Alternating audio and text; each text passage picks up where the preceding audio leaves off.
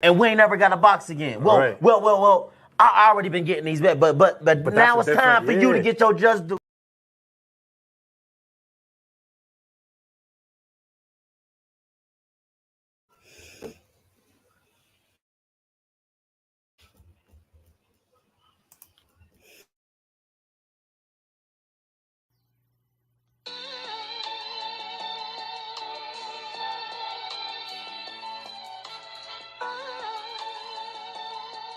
Yeah, you know the deal. We back again. Yo.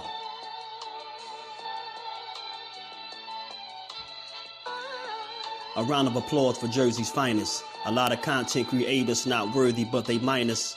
They get offended and start singing like the whiners. Talking like they tough, but it's only screaming and whining. My homie Just Do is the cat you don't come to. Your squad get run through. By the time you come to, you duck food.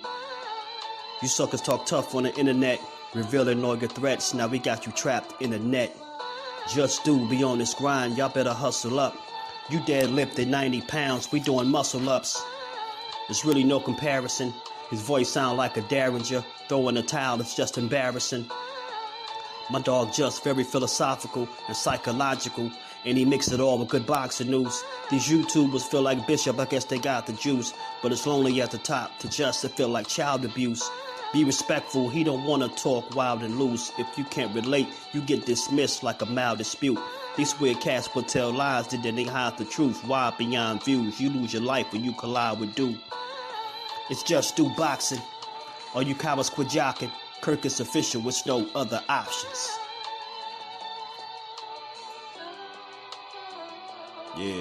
Yeah.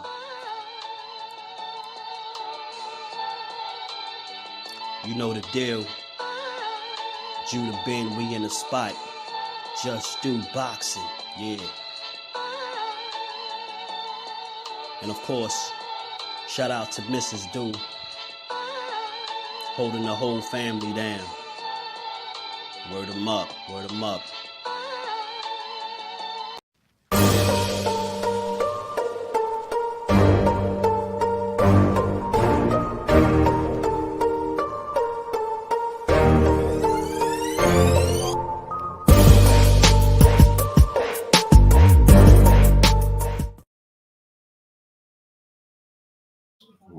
What up? What's good on this Good Friday? Salute to the family. How y'all feeling? We at the end of another week, man. I believe the Mount Nicholson fight today, him and Christian and Billy, man. So y'all might want to tune in for that. I think it started at 8 o'clock tonight. So there is a fight for y'all, man. But what's good with the fam? Y'all already know we back to get boxing. It's Just Do. We got a little boxing conversation for y'all. You know, shout out, salute to the queen. How you feeling? Appreciate you being the first one in the building. Look at the queens representing. Miss Joette, salute queen. How you feeling today? Appreciate you stopping through. Big Tex, what's good with it, bro? How y'all's feeling on this good old Friday? The weather done changed, man. It was hot first. Now it's out here. It's raining.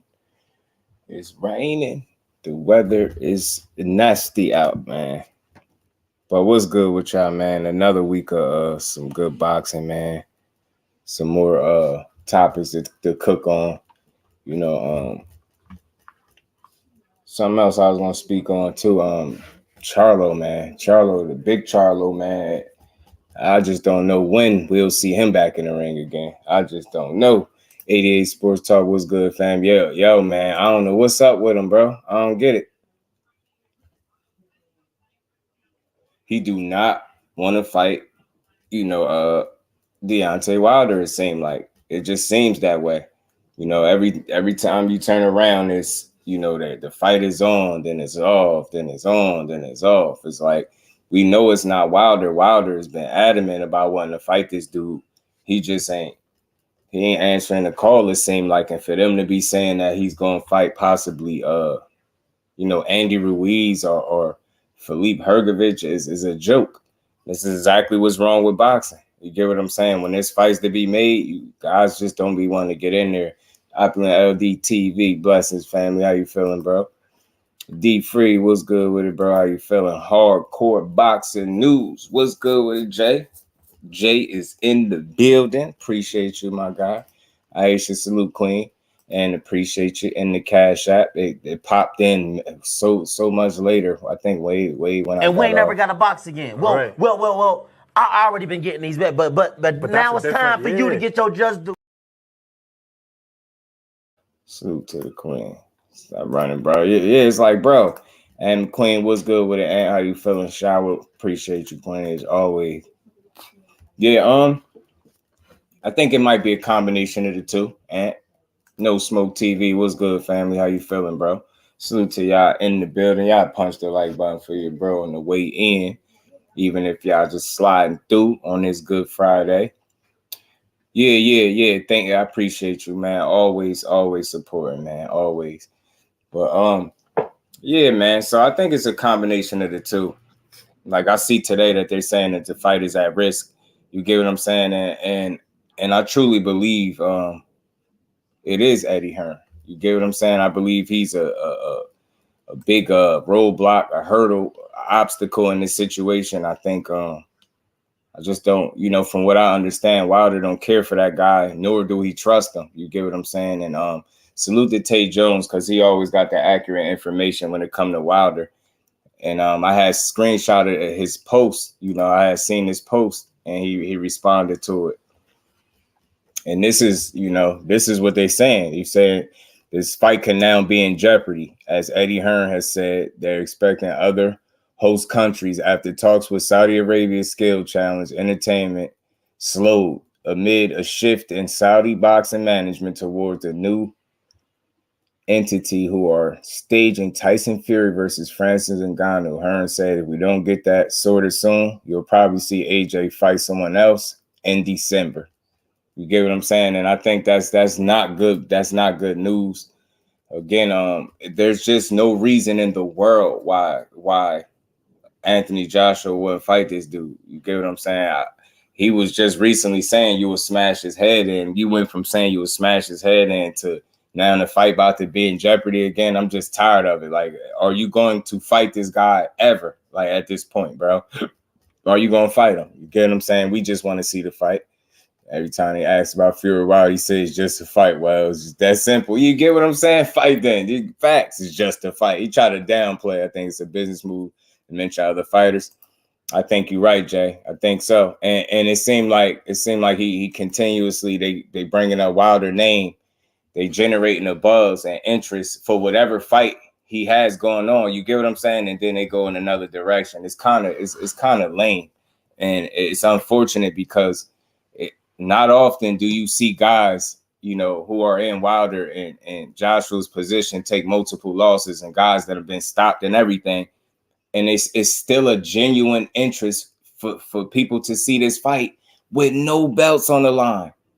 With no belts on the line. Just think about how much money they stand to make. It's no belts on the line, and people still will tune in and watch this fight. You get what I'm saying? Sparko was good what he said. The zone don't want it.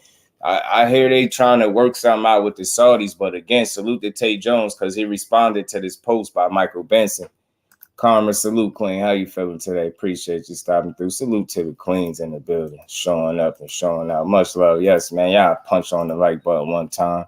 How you feeling, Karma? Appreciate you joining this show. But yeah, Tay Jones said it's because Eddie Hearn stole from them Saudis and only want to talk to Joshua. You get what I'm saying? Saudis don't deal with promoters nor managers. It's actually nothing to negotiate. Both gentlemen know their prospective purse. Only thing Joshua got to do is sign. You get what I'm saying? Salute to Tay Jones, man. Hold on. It's sign. You get what I'm saying? Eddie holding them back. So again, who said that? Was that one of y'all mentioned that y'all just said it was Eddie. So you see, even from what it seemed like what Tay Jones is saying here, and y'all already know who Tay Jones is. Salute to Pac-Man 8-Tail. It just seemed like Eddie Hearn strikes again. He's in the way of a big fight being made, and I didn't know this little bit about him stealing money. So they clearly he's a snake. They don't want to deal with this guy either. So they trying to cut the middleman out and just deal with them. You get what I'm saying? Appreciate that, Jay, man. Y'all go check out the bro. If y'all haven't, check him out. Hardcore Boxing News, great channel, man. Great person, man. Good energy always, man. Y'all go show the good brother some love. Show the OG some love. The Zone, that's too much money, Josh, for him to lose again. Badly at that. Now, Sparko, you got some. I think there's some. You got a point to it. Sparky Pete, what's good with it, fam? How you feeling? You might be right, bro. You might be right. You might be right. And they trying to preserve what's left of his career. You get what I'm saying? And it's funny that you mentioned like badly at that, right? Because you figure the only kind of loss that he's going to suffer to Wilder is going to be a knockout loss, and it can be very bad. And I think they know that, they understand it, and it seem like they just dragging their feet in terms of like really pursuing this fight. Like we keep hearing it, but we no contract being signed and nothing like that. Kind of local sports. What's good with it, bro? How you feeling? Appreciate you pulling up. Man, great. Y'all had a good build the other day. You on Opulent LD TV with the young fighter y'all had on there. Salute to y'all, bros, man. Great work. Eddie got a Shocky Foster fighting in Mexico. I don't like that. You get what I'm saying? Why is the champion fighting in Mexico? LaMarcus was good with the family. Edgar Chavez was good, bro. Jersey is in the building. Was good with you. Yeah, man. I don't like that too. I don't like that too tough either. But again, look, this the kind of stuff that you hate for boxing, bro. Because we just want to see the fights. You get what I'm saying? And it's just too much. Like why can't we get this fight? I would love to see AJ and Wilder mix it up, man. You get what I'm saying? Jerome, what's good with it, Rome? How you feeling, man? We don't get this fight. We are the ones that lose. Everyone still wants to see this fight. You get what I'm saying? That's what I say. Yeah, we the fans lose when we don't get this fight. I agree, Jay. It's just 100% fact, man. And again, it's still a great fight for boxing, and it's dope that even though these guys have both lost multiple times, right? You get what I'm saying? Both of these guys have suffered knockout losses, right? You get what I'm saying? It's still a genuine buzz and interest to see this fight with no title on the line. And these dudes both stand to make a ton of money. And no disrespect to Joshua. I just don't know what him and his team doing. Because we know if Wilder could get this fight tomorrow, he'd be, you get what I'm saying? He'd be all for it. So we just know it's not him. And we've seen the same thing with Andy Ruiz when it came to fighting Wilder, dragging his feet, making wild demands now. And it's like a repeat all over again, but just with Anthony Joshua. It's crazy, man. Something gotta give, man. Something gotta give. Fury, Usyk, and Wilder and trying to see Deontay. Nope. Nope. Nope. Yeah, Fury, Usyk, and you right. And again, Fury is just, as you said, right. Wow, you know what, Jay? Hey, right off his shoulders. You know what I mean? Remember that movie, y'all? On Friday the 13th, Jason Takes Manhattan. Remember when he punched dude head off his shoulders and he knocked his head in the garbage can? That's what Wilder gonna do for him. Oh, was it said 15 seconds? Sparkle said, was it? I want to see it, bro. I definitely want to see it. Trust me. I just do want to see it. Thomas, my bro. What's good with it, family? How you feeling, my bro? Wilder versus Anderson. I think I get you, but I think it's so early for Big Baby Anderson, bro. That's all it is, Sparkle. I think he's a ways away from that. You get what I'm saying? But I wouldn't be against it, right? But just this early, I definitely don't think they'll, put him in there. Crush the legend, my bro. What's good with it, Crush? Good cook earlier, man. Good cook, by the way, man. Last joint, you was doing some cooking, some great cooking, bro. Ruiz at 10 million for Wilder. That's what I'm saying. And he's still sitting around making demands like people checking for him. Ain't nobody checking for you, bro.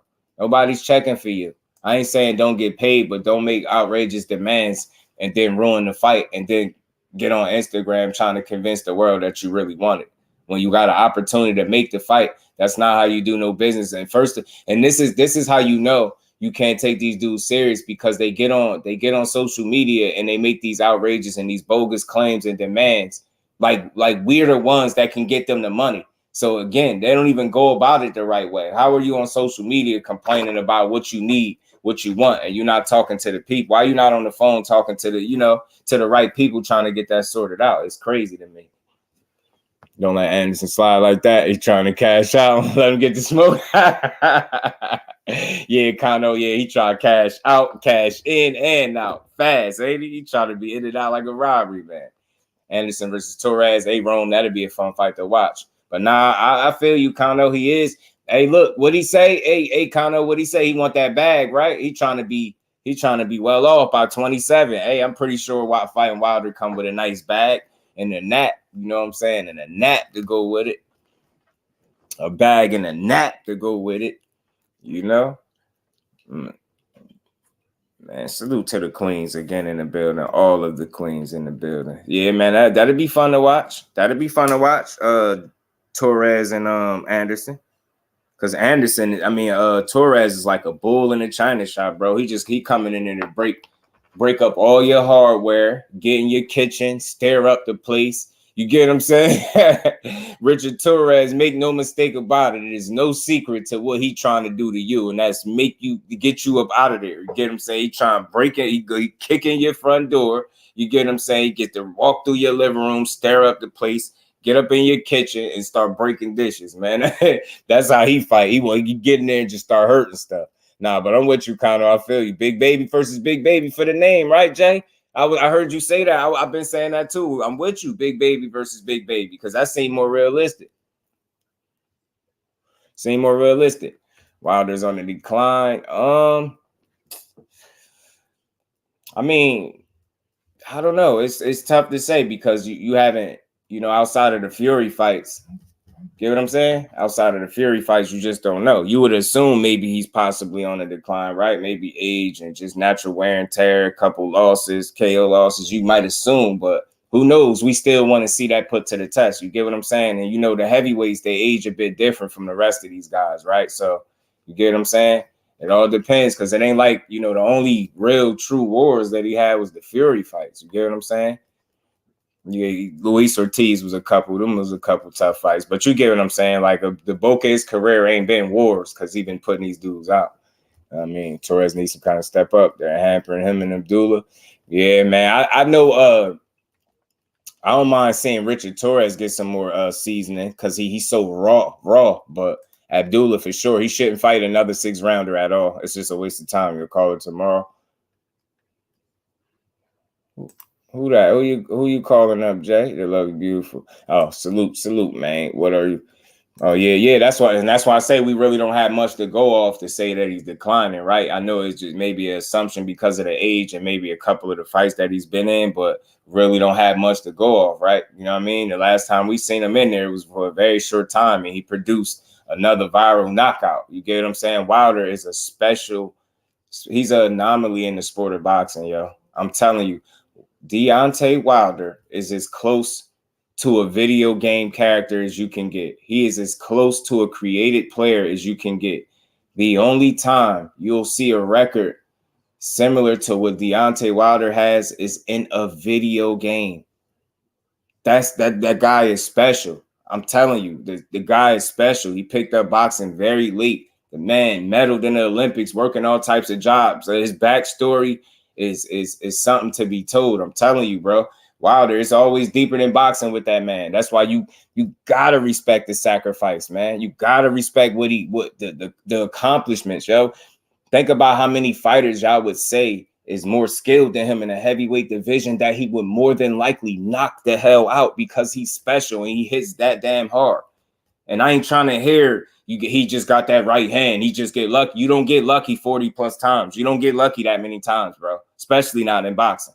That is a skill to be able to land that power. How many fighters have we seen in the past or even now that we seen in fights that we know these dudes got fight-changing power, but they're unable to land the power? You haven't seen a fight where Wilder was unable to land. You get even in loss, even in defeat, this man put you on your ass. You get what I'm saying? So it's just an anomaly, a special dude in the sport of boxing. And the fact that he don't come equipped with all the tools in the shed that, a lot of these other guys might have, that just makes him that much more special. You get what I'm saying? That's why I say this all the time. The more you strip him down, the greater you really telling us he is. Because the less you have to work with and to succeed at that level, that makes you great. That's why I say greatness come in many different forms, man. And Wilder's is in that damn right hand. I don't give a damn. I watch a Deontay Wilder fight any day of the week. Buckle up, boxing talk. What's good, family? How you feeling?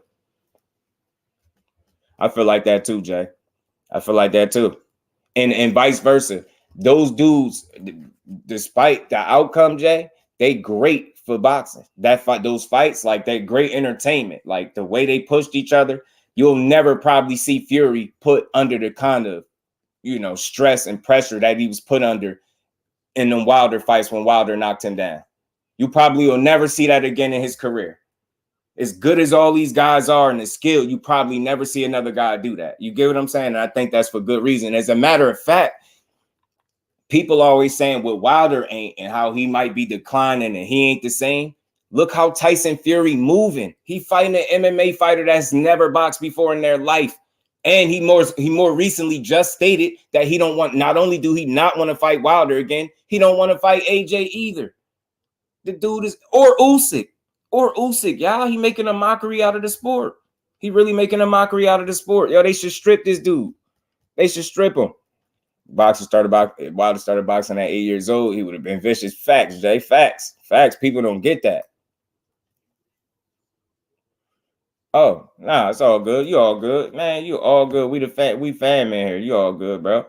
You all good. All good. Wilder can box. He chooses not to. He has that damn napalm and a serious placement with it. So he does that. Exactly. Shaw. And remember, if this is how you know people didn't really watch Wilder.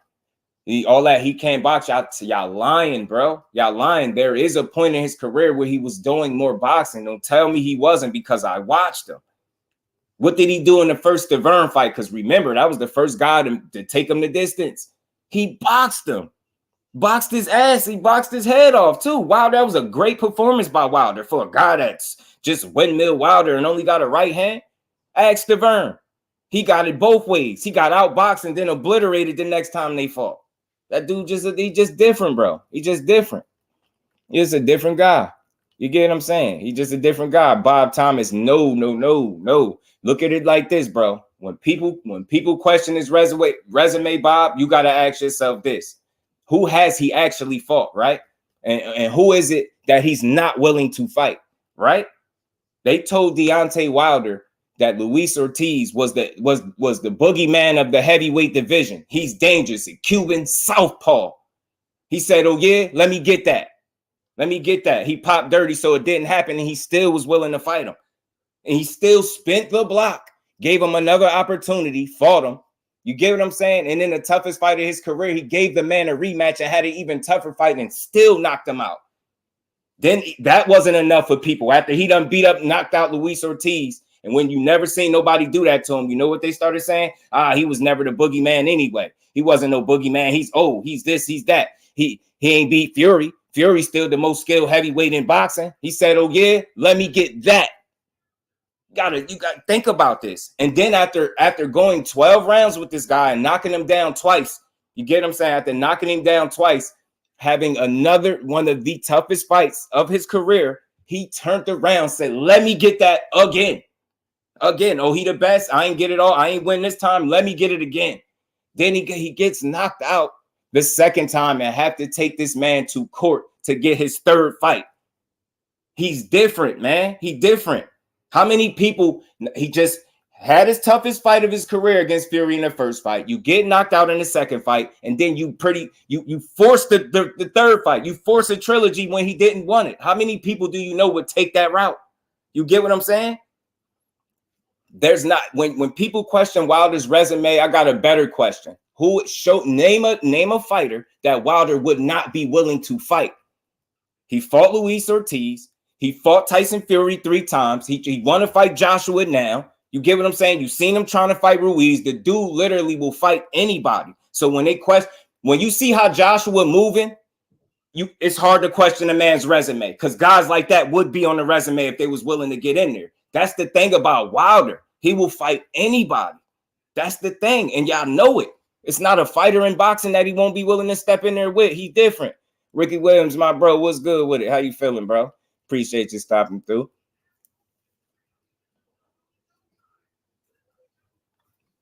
Salute to my bro, J.O. You get what I'm saying? The Bermain Stavern, that first fight, he boxed his ass off. 903 boxing, my bro. What's good with it? Great work you doing, by the way. If y'all haven't checked out 903 boxing, man, he's another good brother, good content creator, great energy, man. And he's funny, bro.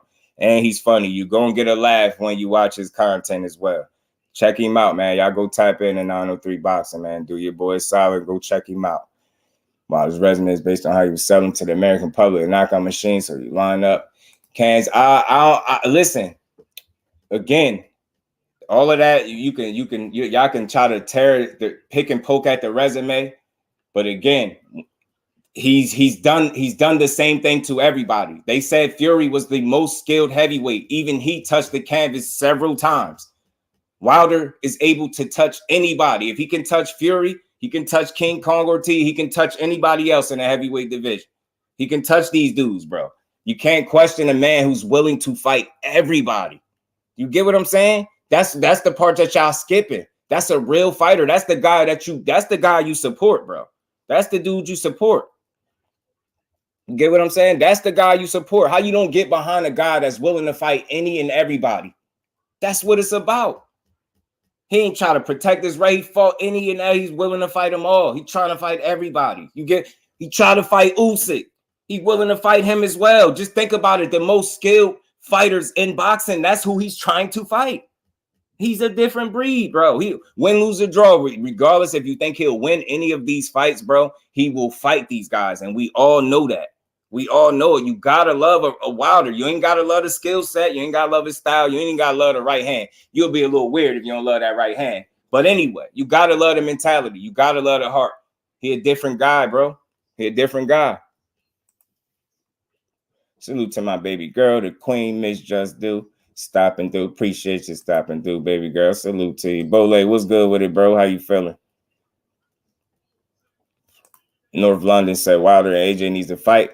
That is true. Dylan White got caught again, won't be back in boxing. And AJ and Wilder has never happened. You get what I'm saying? Talk to him, North. Appreciate you stopping through. Y'all smash the like button, sub to the channel. We gonna keep rocking, and everybody can have their opinion over here. I'm just a fair dude.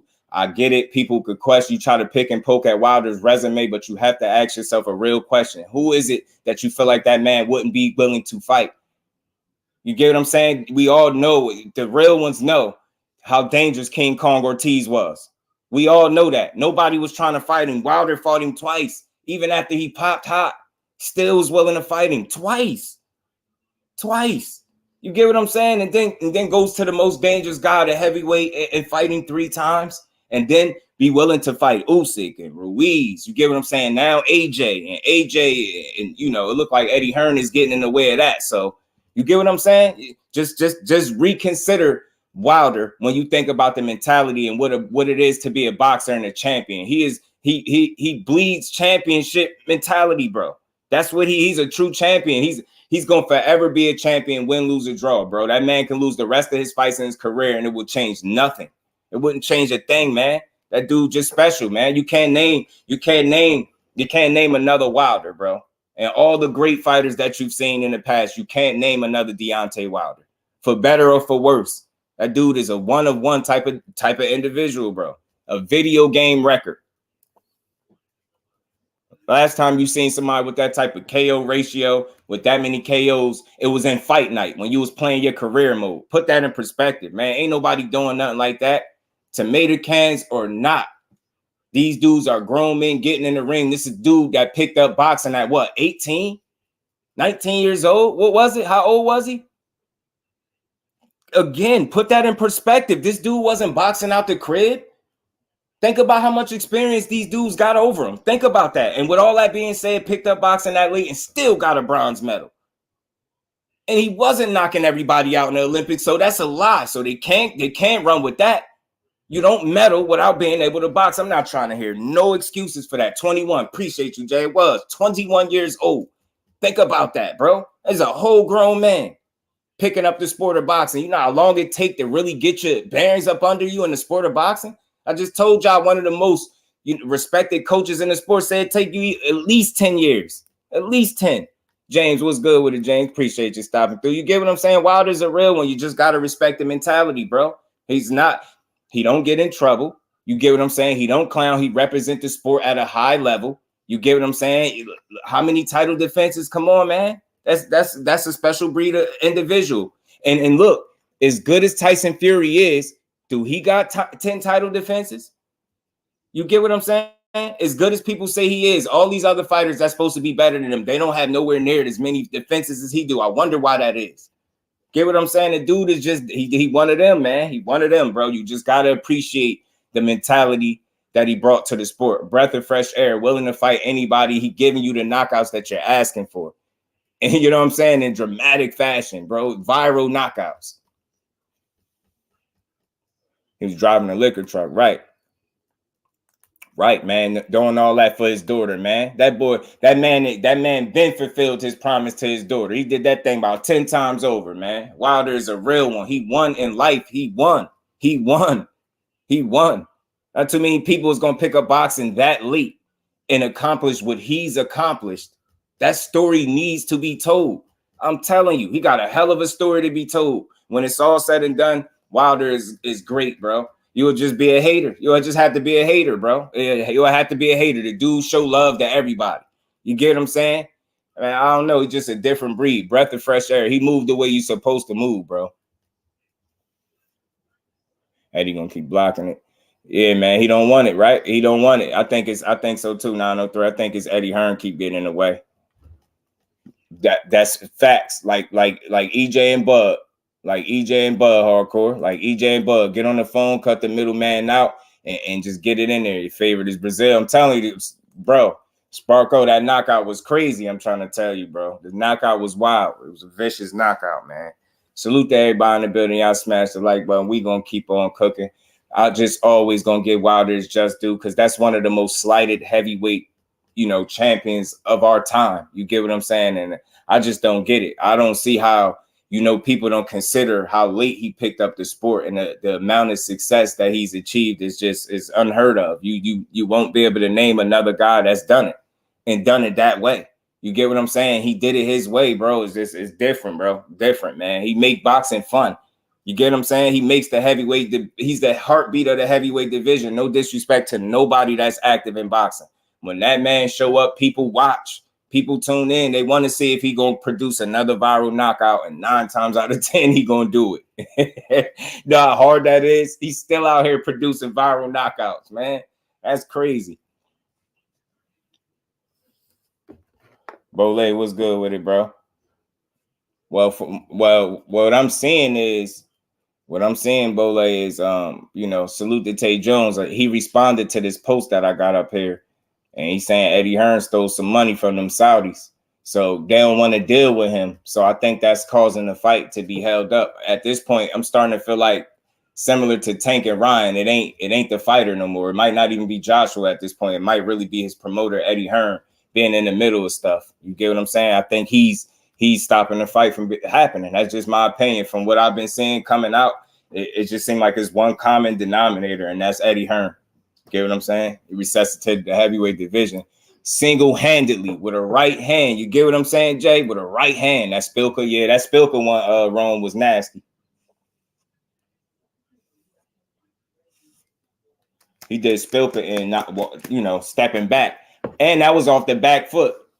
Rome, something they said he can't do. Box going backwards. That was off the back foot. Tell me he ain't knocked Spilka out going on the back foot. Telling you, man, he's just a different dude. He's fun to watch. When you get past the fact that he's not your prototypical heavyweight, when you get past the fact that he has a unique set of skills and that is far different than the rest, you get what I'm saying? Then you can enjoy the fighter that is Wilder. When you get past those petty little differences, the things that you get what I'm saying? He is who he is, man. But he's great at what he do, man. He's great at what he do. And he's been very successful, man. I can't wait to see him back in the ring.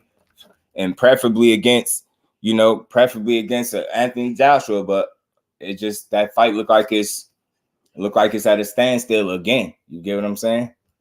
Dante Hall Boxing Talk, what's good, my bro? He said Ryan got beat. That dude and Fat Roly fight up. Ryan gonna beat that dude. I'm telling you. I think so too. If they make it. You get what I'm saying? I'll Haney to the rescue. Tell him, Bole, so you got to do something. B-Dog, what's good with it? He say he split cuz. Yeah, facts. They can't have a damn fight over there without mentioning that man's name constantly. Why? Because he's the man to this day. And Shower, you know what part? You know this the kicker, Shower. All that stuff that people talk about Wilder and Tyson Fury's name is literally his career is built off beating Deontay Wilder. No other win on his resume is of any substance when you compare it to Deontay Wilder. So again, when they sit up here and tell you all the things that Wilder is not, I wonder why that's the best win on Tyson Fury's record, on his whole resume. I wonder why.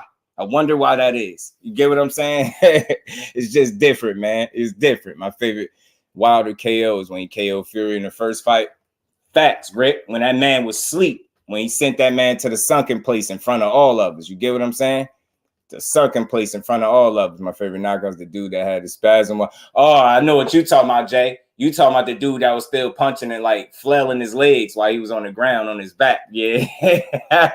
Yeah, Jay, that was vicious. I ain't gonna lie to you. Salute to my bro, Big Dog Willie, coming through with that 5-piece. Devin Haney is the most exciting fighter ever because Bill told me so. Salute to my bro, Big Dog Willie, always coming through with the super facts, man. Salute to my bro. And we ain't never got a box again. Well, I already been getting these bets, but now it's time for you to get your just do. Man, you get what I'm saying? So look, man, they could keep hating.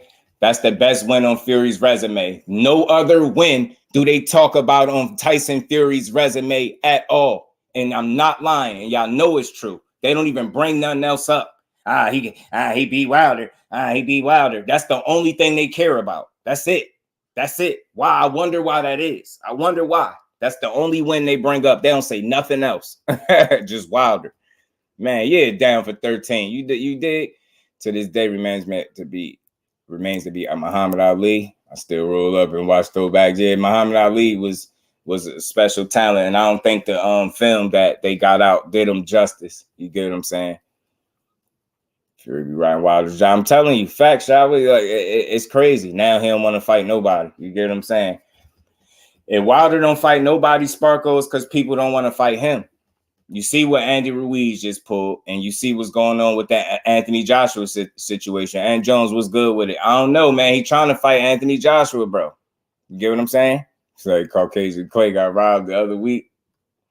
I think he allowed dude to get a lot of shots in there, Rome. I think he let dude get a lot of shots in there after the losses. AJ won 12 points. Fight versus Jermaine Franklin and one versus Laney's, but took several rounds. AJ's not ready for Wilder. AJ lost his confidence. Yeah, North. It's unfortunate. That's probably why his promoter ain't truly comfortable putting him in there.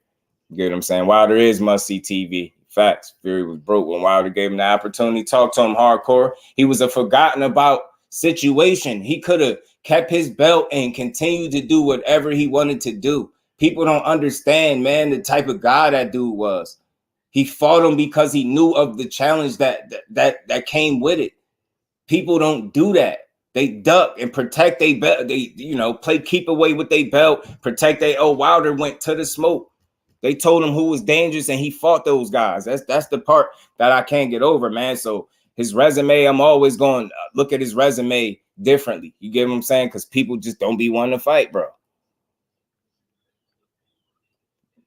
Fair to Tesla, left him dead right. Kendra, what's good with it, family? How you feeling, bro?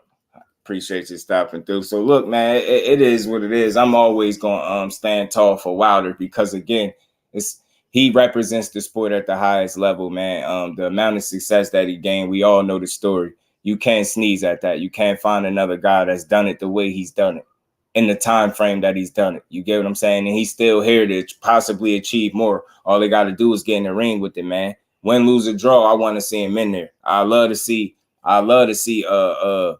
get what I'm saying? Wilder and AJ, man. Whoever win. May the best man win. But listen, I think Wilder's punching him out of there. And I think they know that. Salute the shower. Appreciate you. Yeah, y'all uppercut the like button, man, for your boy. Ricky, I was playing with the food.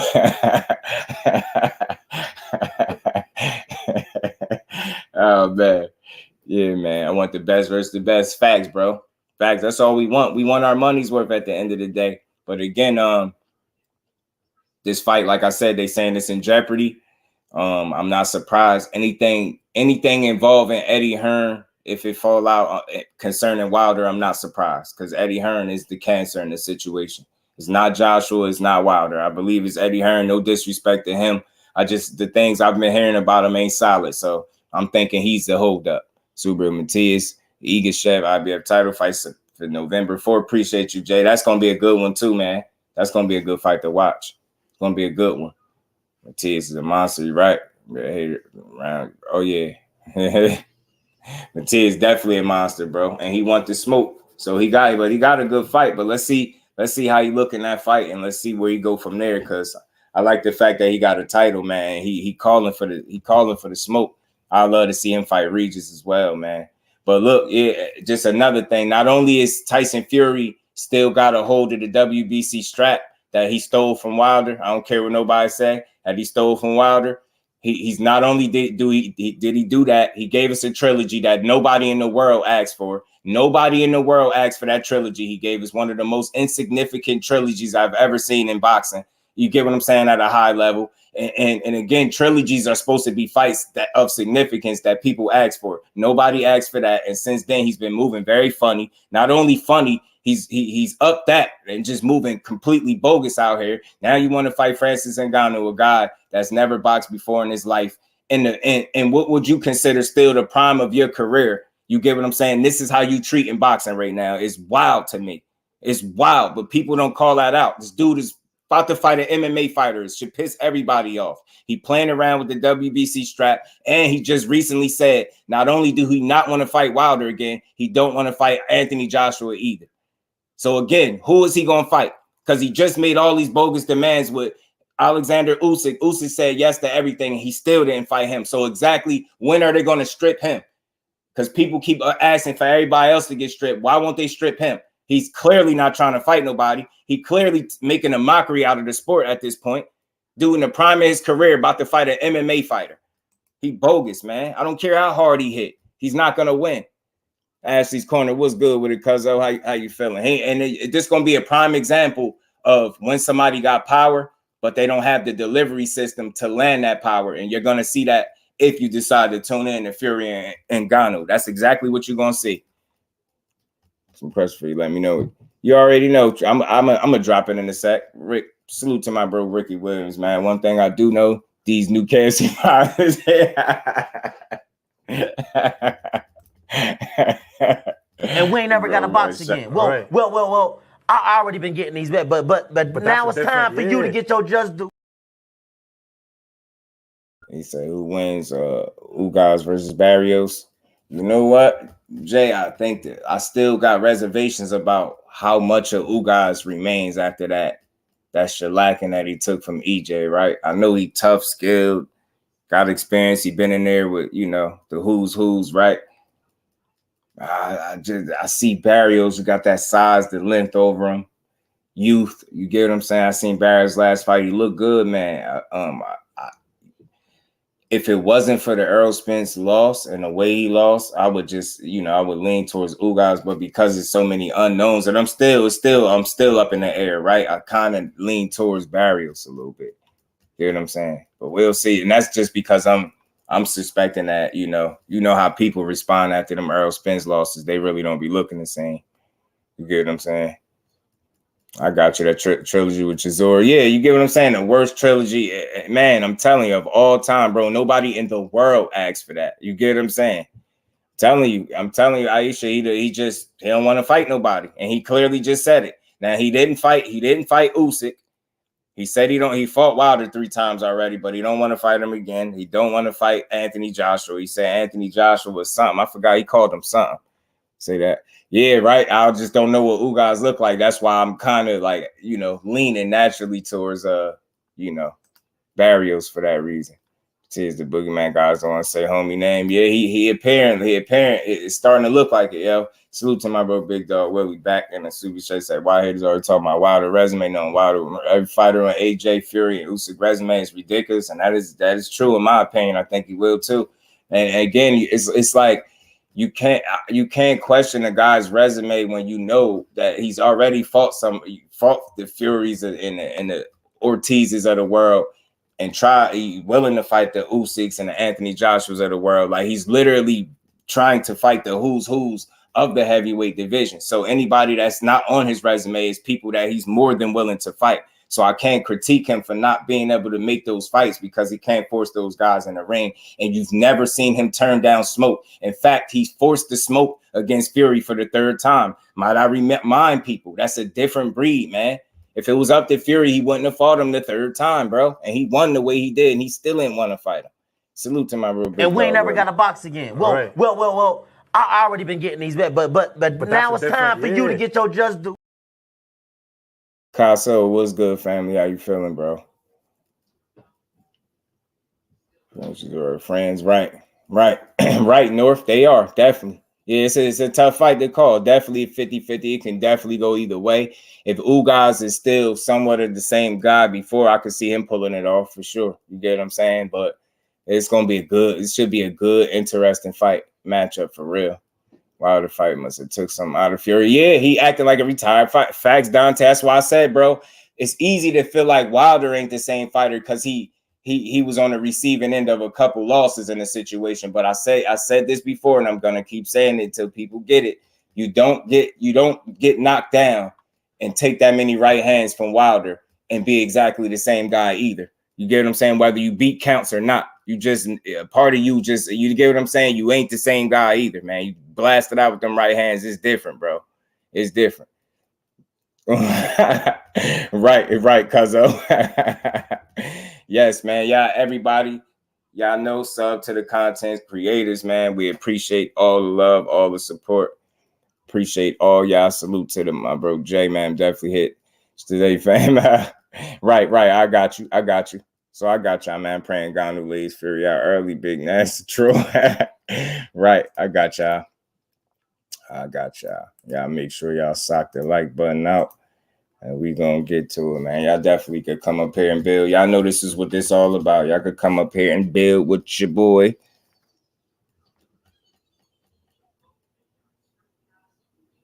Robisi Ramirez is back in the ring November 4th. Okay. Appreciate that. Robisi Ramirez. I wonder, do he got an opponent yet, though? Wonder. Man, no one can be wilder with me. Tyson Fury. Yeah, right. And then he had help, Rick. He couldn't even beat him. You get what I'm saying? William, old school, salute, my brother. How you feeling today, man? Appreciate you stopping through. Drell, what's good with it, family? You on mute, bro. And Ghana was looking at Fury like he smeared on him. Yeah, got some weird stuff. You on mute, Drell. I'm praying Ghana lays Fury out early. I'm telling you, that'd be crazy, yo. He gets sparked out by a non-boxer, bro. Getting sparked out by a non-boxer, and because you seem to be dragging your feet when it comes to real smoke in the heavyweight division, it'd be crazy. What's good, bro? Oh, there you go. What's good with it, Dre? How you feeling, bro? Oh man, I'm feeling good. Just do, and y'all make sure y'all smash that like button for the brother, man. I just had a couple of questions for you, bro. I know you was talking about that heavyweight matchup and everything, and I feel the same way that you do about why is he fighting an MMA fighter when he can be fighting for undisputed. So the question I have for you is, does Fury need money? Is it about the 40 million, 50 million, or is it he just feels like it's a time where he can do what he want to do? I think it's the latter, because it definitely ain't the money, because we know he made tons of that. And if you've ever heard like any little interviews and different things when he speak, he'll tell you in a heartbeat he don't care about no money. He'll tell you quick, like, he don't care. And then when you see the way he move, you get what I'm saying? Like, you kind of could tell. It's contradiction. That's the point I'm trying to get. I don't get that. Yeah, he want the money, I feel like, but he want it easy at this point. And it's like you say, he just want to do what he want to do at this point. He don't care about, you get what I'm saying, what we want at all. And that's where I have the issue with him. But It's like because but you want me to pay $90 to $120 for you, but you don't care what I say. That's where I have the issue, bro. You dig what I'm saying? You dig what I'm saying? So it's crazy, like, and that's why I say, man, either you know, shit or get off the pot, as they say, right? And you've been holding on to that strap, and you've been completely allowed to do whatever it is that you want to do, which has led to you making a mockery out of the sport. But I think the powers that be is in line with what he wants to do, and I don't think they care. And that's the unfortunate part, because he still holds a piece of the heavyweight crown, and he don't seem like he want to defend it against anybody that's credible. Now, for him to come out and say not only do he not want to fight Wilder again, he don't want to fight Joshua, and we see how he just played with the Usyk situation, that got to frustrate you if you really love the boxing, because he's playing boxing, or he's just taking it for granted. You get what I'm saying? He put in work, for sure. Yeah. And we all know the past. I ain't even got to get all into it, but at what point do you get to move like this? And what would still be somewhat of the prime of your career, and you still undefeated riding this high, and you're going to do this right now as an active boxer? This is stuff you do when you retire, bro. You playing with the sport, in my opinion. It's frustrating. It's like, dude, man, get out of here, man. Keep the belt. Don't just say your opinion, say our opinion, because I agree. That's 110% facts. Right, man. So it's just, again, you just always want to see the best fights, and even though that ain't no favorite fighter of mine, the man can fight, right? He can use his size and different things like that. He got skills. I don't care for him, but he can fight. I ain't no fool. He can fight. And it's like, just get in there and fight. And I keep telling people, y'all question what Wilder got left and say how he ain't this and he ain't that. Wilder is still pursuing real smoke, y'all. And he suffered. So the second question that I had to follow up to that, and that's why I said I had some questions for you, is the sanctioning bodies. Is that who you mean, the power to be? Because again, I'm not understanding this shit. Excuse my language, but I'm not understanding it, because when you say the powers to be, the sanctioning bodies, so it's like you don't have to fight your mandatories. Because you don't have to fight your mandatories. You get to fight an MMA fighter, and then that's still credible to say it's a win on your resume for the sport of boxing. And it's like, is that fair? Is that right, bro? No, and you know boxing ain't fair, but no. And I think he just got some people, you know, on his side. You get what I'm saying? Now they're in position, and they're allowing him to move a certain way. Like, you see that there's not even a demand or no type of pressure for him to give us an actual fight. Now, some people have came out and shitted on the move to fight Ngannou. Like, everybody ain't with it, but again, the people that matter are. You get him, unfortunately, and you see it. Like, it should be no reason why him and Usyk should be ordered to fight anything, or he should have to be stripped, you know what I'm saying, to get a belt up. Like, I don't get it. But and still, he get to make bogus demands, get on social media and be weird, and then don't fight nobody. So when you take Usyk off the table by way of bad business and trolling, you get what I'm saying? You take him off the line, then you say you don't want to fight Wilder nor Joshua, and you fought Derek Chisora again. Like, you see what I'm saying? You don't want to fight nobody. And it's unfortunate. That's how he moving. I don't want to say he's scared because he done been in there, but I just don't think he's willing to challenge himself after those 3 fights with Wilder either. Seem like a piece of him might not be there either. You know what I'm saying? And he might know it. So who knows?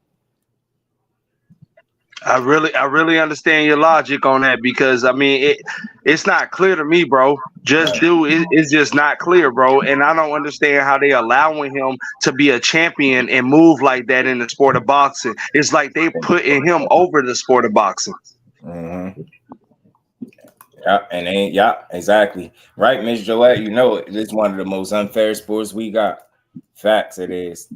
The powers that be are making big money on Fury. That's why they let him slide. Talk to him, Kano. And that's the other point that I didn't bring up that I should have. That's truth right there too. And that's part of it, man. You know what I mean? He generate that bread. So they're gonna give him a lot more leeway than somebody else. Thomas, what's good with it, bro? What's good with it? Salute to you, JusDue. Salute to Mrs. JusDue. Not necessarily they won't strip him, right? They won't strip him, JusDue. Oh, I didn't mean to interrupt you, Thomas. Go ahead and speak, bro. No. Go ahead. The floor is yours, my brother. I can wait. No. What I was gonna ask though was, if they're not going to strip him, you know what I'm saying? Does he have to pay some type of penalty or fine by fighting an MMA fighter when you got an undisputed fight you can fight, or a mandatory fight? Hell no, he just get to go in there and rake in a what some would consider an easy bag, because I just think the lack of experience on Francis Ngannou's side is just going to be his, his ultimate downfall. So I'm thinking Fury, there's always a risk, right? Because that dude could punch like a mule kick, but the delivery system is the problem that I have. He hasn't shown me, I haven't seen none in MMA that would tell me that he's going to get in there and beat a guy like Fury. Now, I could be wrong. Anything can happen, but I just don't think he's going to land the shot that he wants to, from just lack of experience and just technique and things like that. So he's going to go in there and rake in that big bag. I forgot how much money they say he's going to make, but it's a ridiculous amount. So it's like, damn, I get it, but it's like, do this when you retire. That's all I'm saying. I ain't saying don't get your money, but if you're going to move like you retire, vacate the belt even. And I wouldn't even be mentioned. I wouldn't care, because I ain't got to watch it, right? But it's like, when you hold the belt, you're abandoning your responsibilities when you move in this way.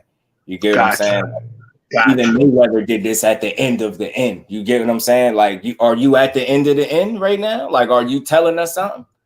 Are we going to see you in a boxing ring with somebody of note that actually matters while you still have this belt? Or are you going to really milk this until you get what I'm saying? What's the end game? So it's crazy. I completely understand, bro. I'm thinking without Wilder fights in the US, I'm telling you, man, it's crazy. It's crazy how they going, man. Herman, Francis, we talk Francis, AJ never happened. Yeah, man. This dude is he want to. I think he just want to, to be choosing the path of I would guess the least resistance for the most money. You get what I'm saying? And again, he don't care about what nobody want. You gotta hear how that dude talk. He don't care. That's why I say I don't know how he got fans, because he clearly don't care about y'all 100%. I don't know how people. I lost a real supporter over him over a Tyson Fury conversation. I ain't seen dude yet. All because I said this dude is a known cheater. He like, man, I need proof.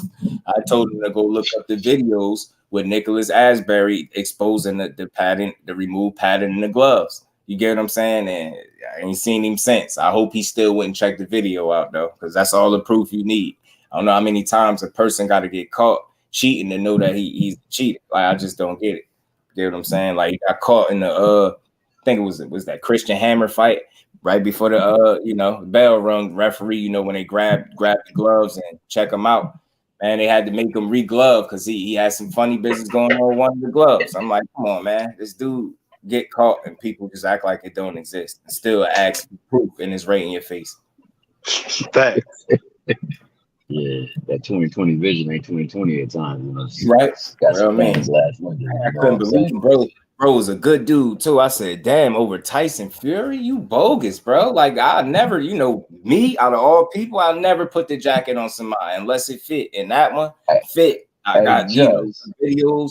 I will never forget those Nicholas Asbury videos. I was like, yo, that's wild. Listen to what he was saying. And he was very, confident. Why you think they ain't trying to sue or none of that? He was like, man, I dare him. Man, he was he ain't mind about that stuff. They wanted him to have more confidence in his right hand. So that's where they removed the padding from the glove. Man, you can't make this stuff up. That was that good. Hey, Judge. Was that Nicholas Asbury the one who was sparring, or he the one to put the content out there? That was the one. So he was the one. Yeah, he wasn't lying, man, at all. Right, he wasn't at all. Yeah, everything, also, the gloves, everything. I was like, bro, that's scary, bro. You playing with somebody's life. You know what I mean? And I'm like, I would ignore this because I guess ain't nothing come of it. But that's because he's not. Look, who cares? Nobody cared, and that's unfortunate. Nobody cared because of the fighter that it was. That's wild, man. Yeah, no doubt. That's wild. Also, like you said, man, and for good reason, I want to make this out. The things that you people will put on other fighters, he clearly is guilty of, and it's absolved, and it's constantly too. Like you said, for reasons why the people who have authority in this matter will do that. Like you said, is also because they profit off of this. And, you know, he's the great white hope. He got that corporate complexion, you know what I'm saying, for that protection. Right. So that's one of the things too. But, you know, the stuff is known and it's dignified and like it's often like usually the pattern will let you know whether or not it's true or not, man. And, you know, all those victories with Wilder, they were victories, but they got asterisks by each and every single one of them because he you know, he's a known chief for one. The gloves look suspect as all get up. He has a history with those things on top of that. Right. And nobody has ever done Wilder like that. There are fighters that of lesser ilk than Wilder who have made Fury look like he didn't even belong in the ring at times. Yeah, Wilding. But you never seen nobody do that. Yeah. So you know, hey, shout out to my boy Ricky Williams too, man. That man always come in with levity, bro, and he just put me up on game on the wings. He said them fries from KFC is a banger, and I believe that I will be checking that out, but also in checking out that banger that's going to be between Barrios and Ugas. I believe that's going to be a great fight. Right. A great fight on a great fight card, man. That card is lit. And they come in with it. Also, I will say that with regards to him being not held to certain regard, like I see a lot of people, mostly some fans, and I will say some fans of Crawford and Haney do the same stuff and apply the same logic to what Tyson Fury is really personifying. Like he literally gets away with the stuff that they like to have attributed to Haney and Crawford. Like he doesn't have to fight anybody. Right. All he has to do is fight. He's fighting somebody that has never boxed in his life. And he's putting the belt up. Like, where do they do this? Right. How do they make this even sanctionable? So like I like Haney and I like Crawford too. I watch all their fights and I support them and I root for them. Now, however, I did not root for Crawford in the last fight, but I recognized what I saw, and I saw him put on display his skill set.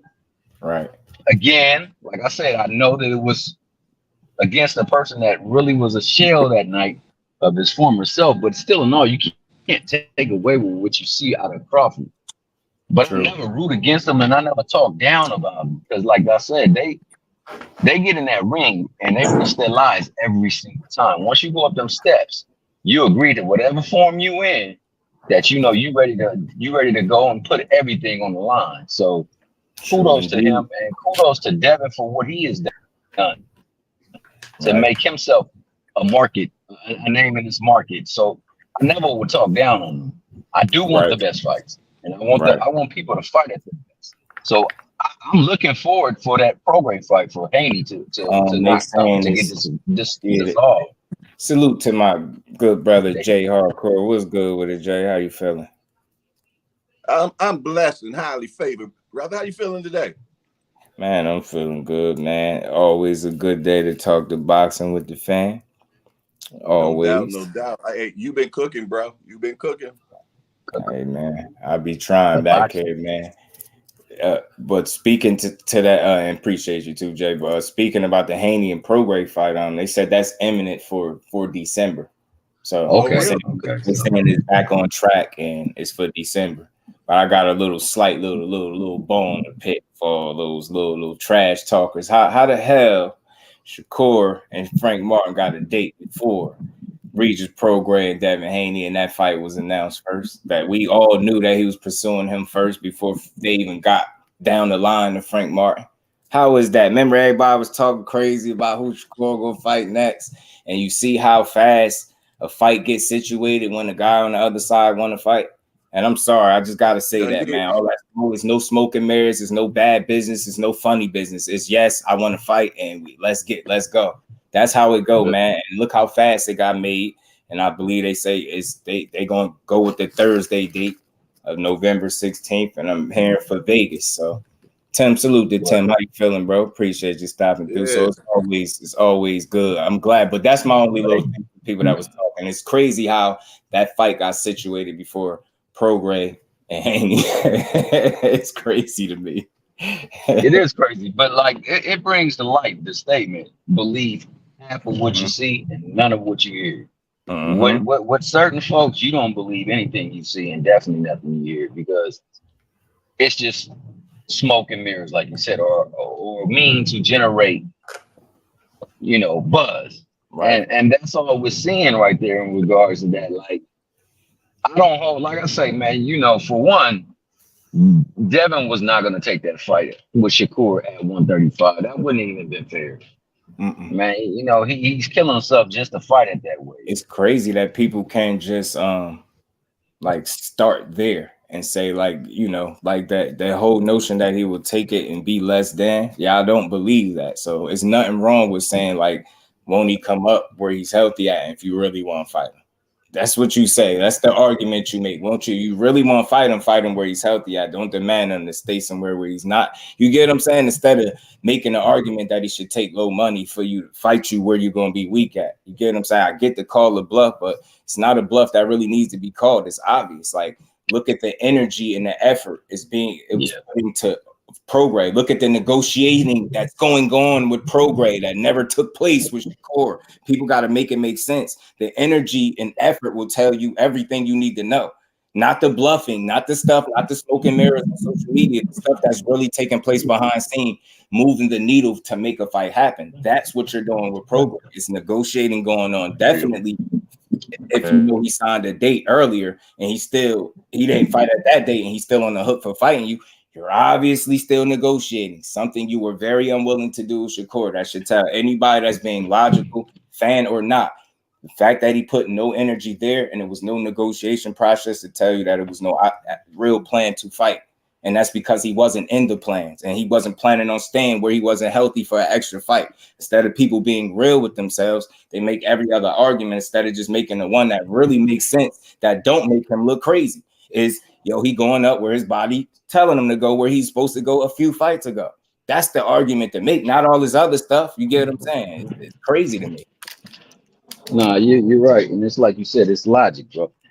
I remember when they first went down, and I don't want to plug nobody's names, but there was a show that they had an interview with all of them on there. It was Devin, it was his pops, and it was Shakur. Right. And Shakur had said something in that video that struck me at that moment as like something that was peculiar, but definitely something he wouldn't make up. He was like, I wouldn't even came out and said anything had y'all not called up my name and did all this stuff and did this, because we had agreed to not fight until we got further on down along in our career. And I believe that was a statement that was made. And then I think it further gets corroborated with the recent video where he had recorded him, and it pretty much says, or somebody recorded him, and it pretty much says, like, are you kidding me? We would never come out there. It was just this, and that. So like it all added up and made sense. I just don't think that, you know, they had any plans or entertaining any fight at that weight. Absolutely. And I think that's both sides too. Just try to be fair. And I feel like, again, the plans sort of kind of change a little bit when you found yourself in the same division with each other. I don't think y'all plan to be there at the same time. Yeah, if you look at, and I said this before, I think it just goes over people's head. I'm very logical. I just think that when you look at the landscape and you see that both guys stayed at the previous, well, he stayed at 35 too long. It's Shakur, the same thing with 130. He didn't plan to be at 35 with him. If Haney would have never stayed at 35, like for an extra fight, he would already be at 40. So when Shakur would have entered 35, this little cross up would have never happened.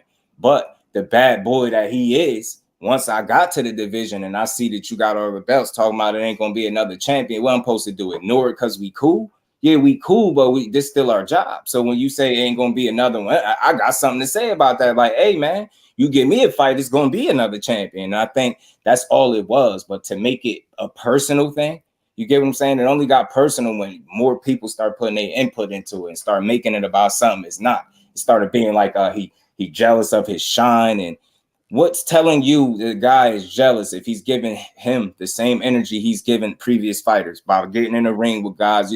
Same thing you did, calling people out. You did it on social media. He called you out there. He called you out in the ring. No matter which way he approached the situation, people had a problem with it. That's why I say, man, even when it was the same energy that the fighter has shown to other people, when you wanted to fight Loma, what the hell did you do? You got in the ring with him. You got right in the ring after he, sneak by win with Jermaine Ortiz. You got right up in there. And you told him straight up because you wanted to fight him. And you know what? As a fight fan, I respected it because I know you wanted to fight him. So why would it be any different when Shakur is doing it to you? It's the same thing. When you want to fight, hey, I'm going to get in the ring in front of all these people and I'm going to say, look, I want to fight you.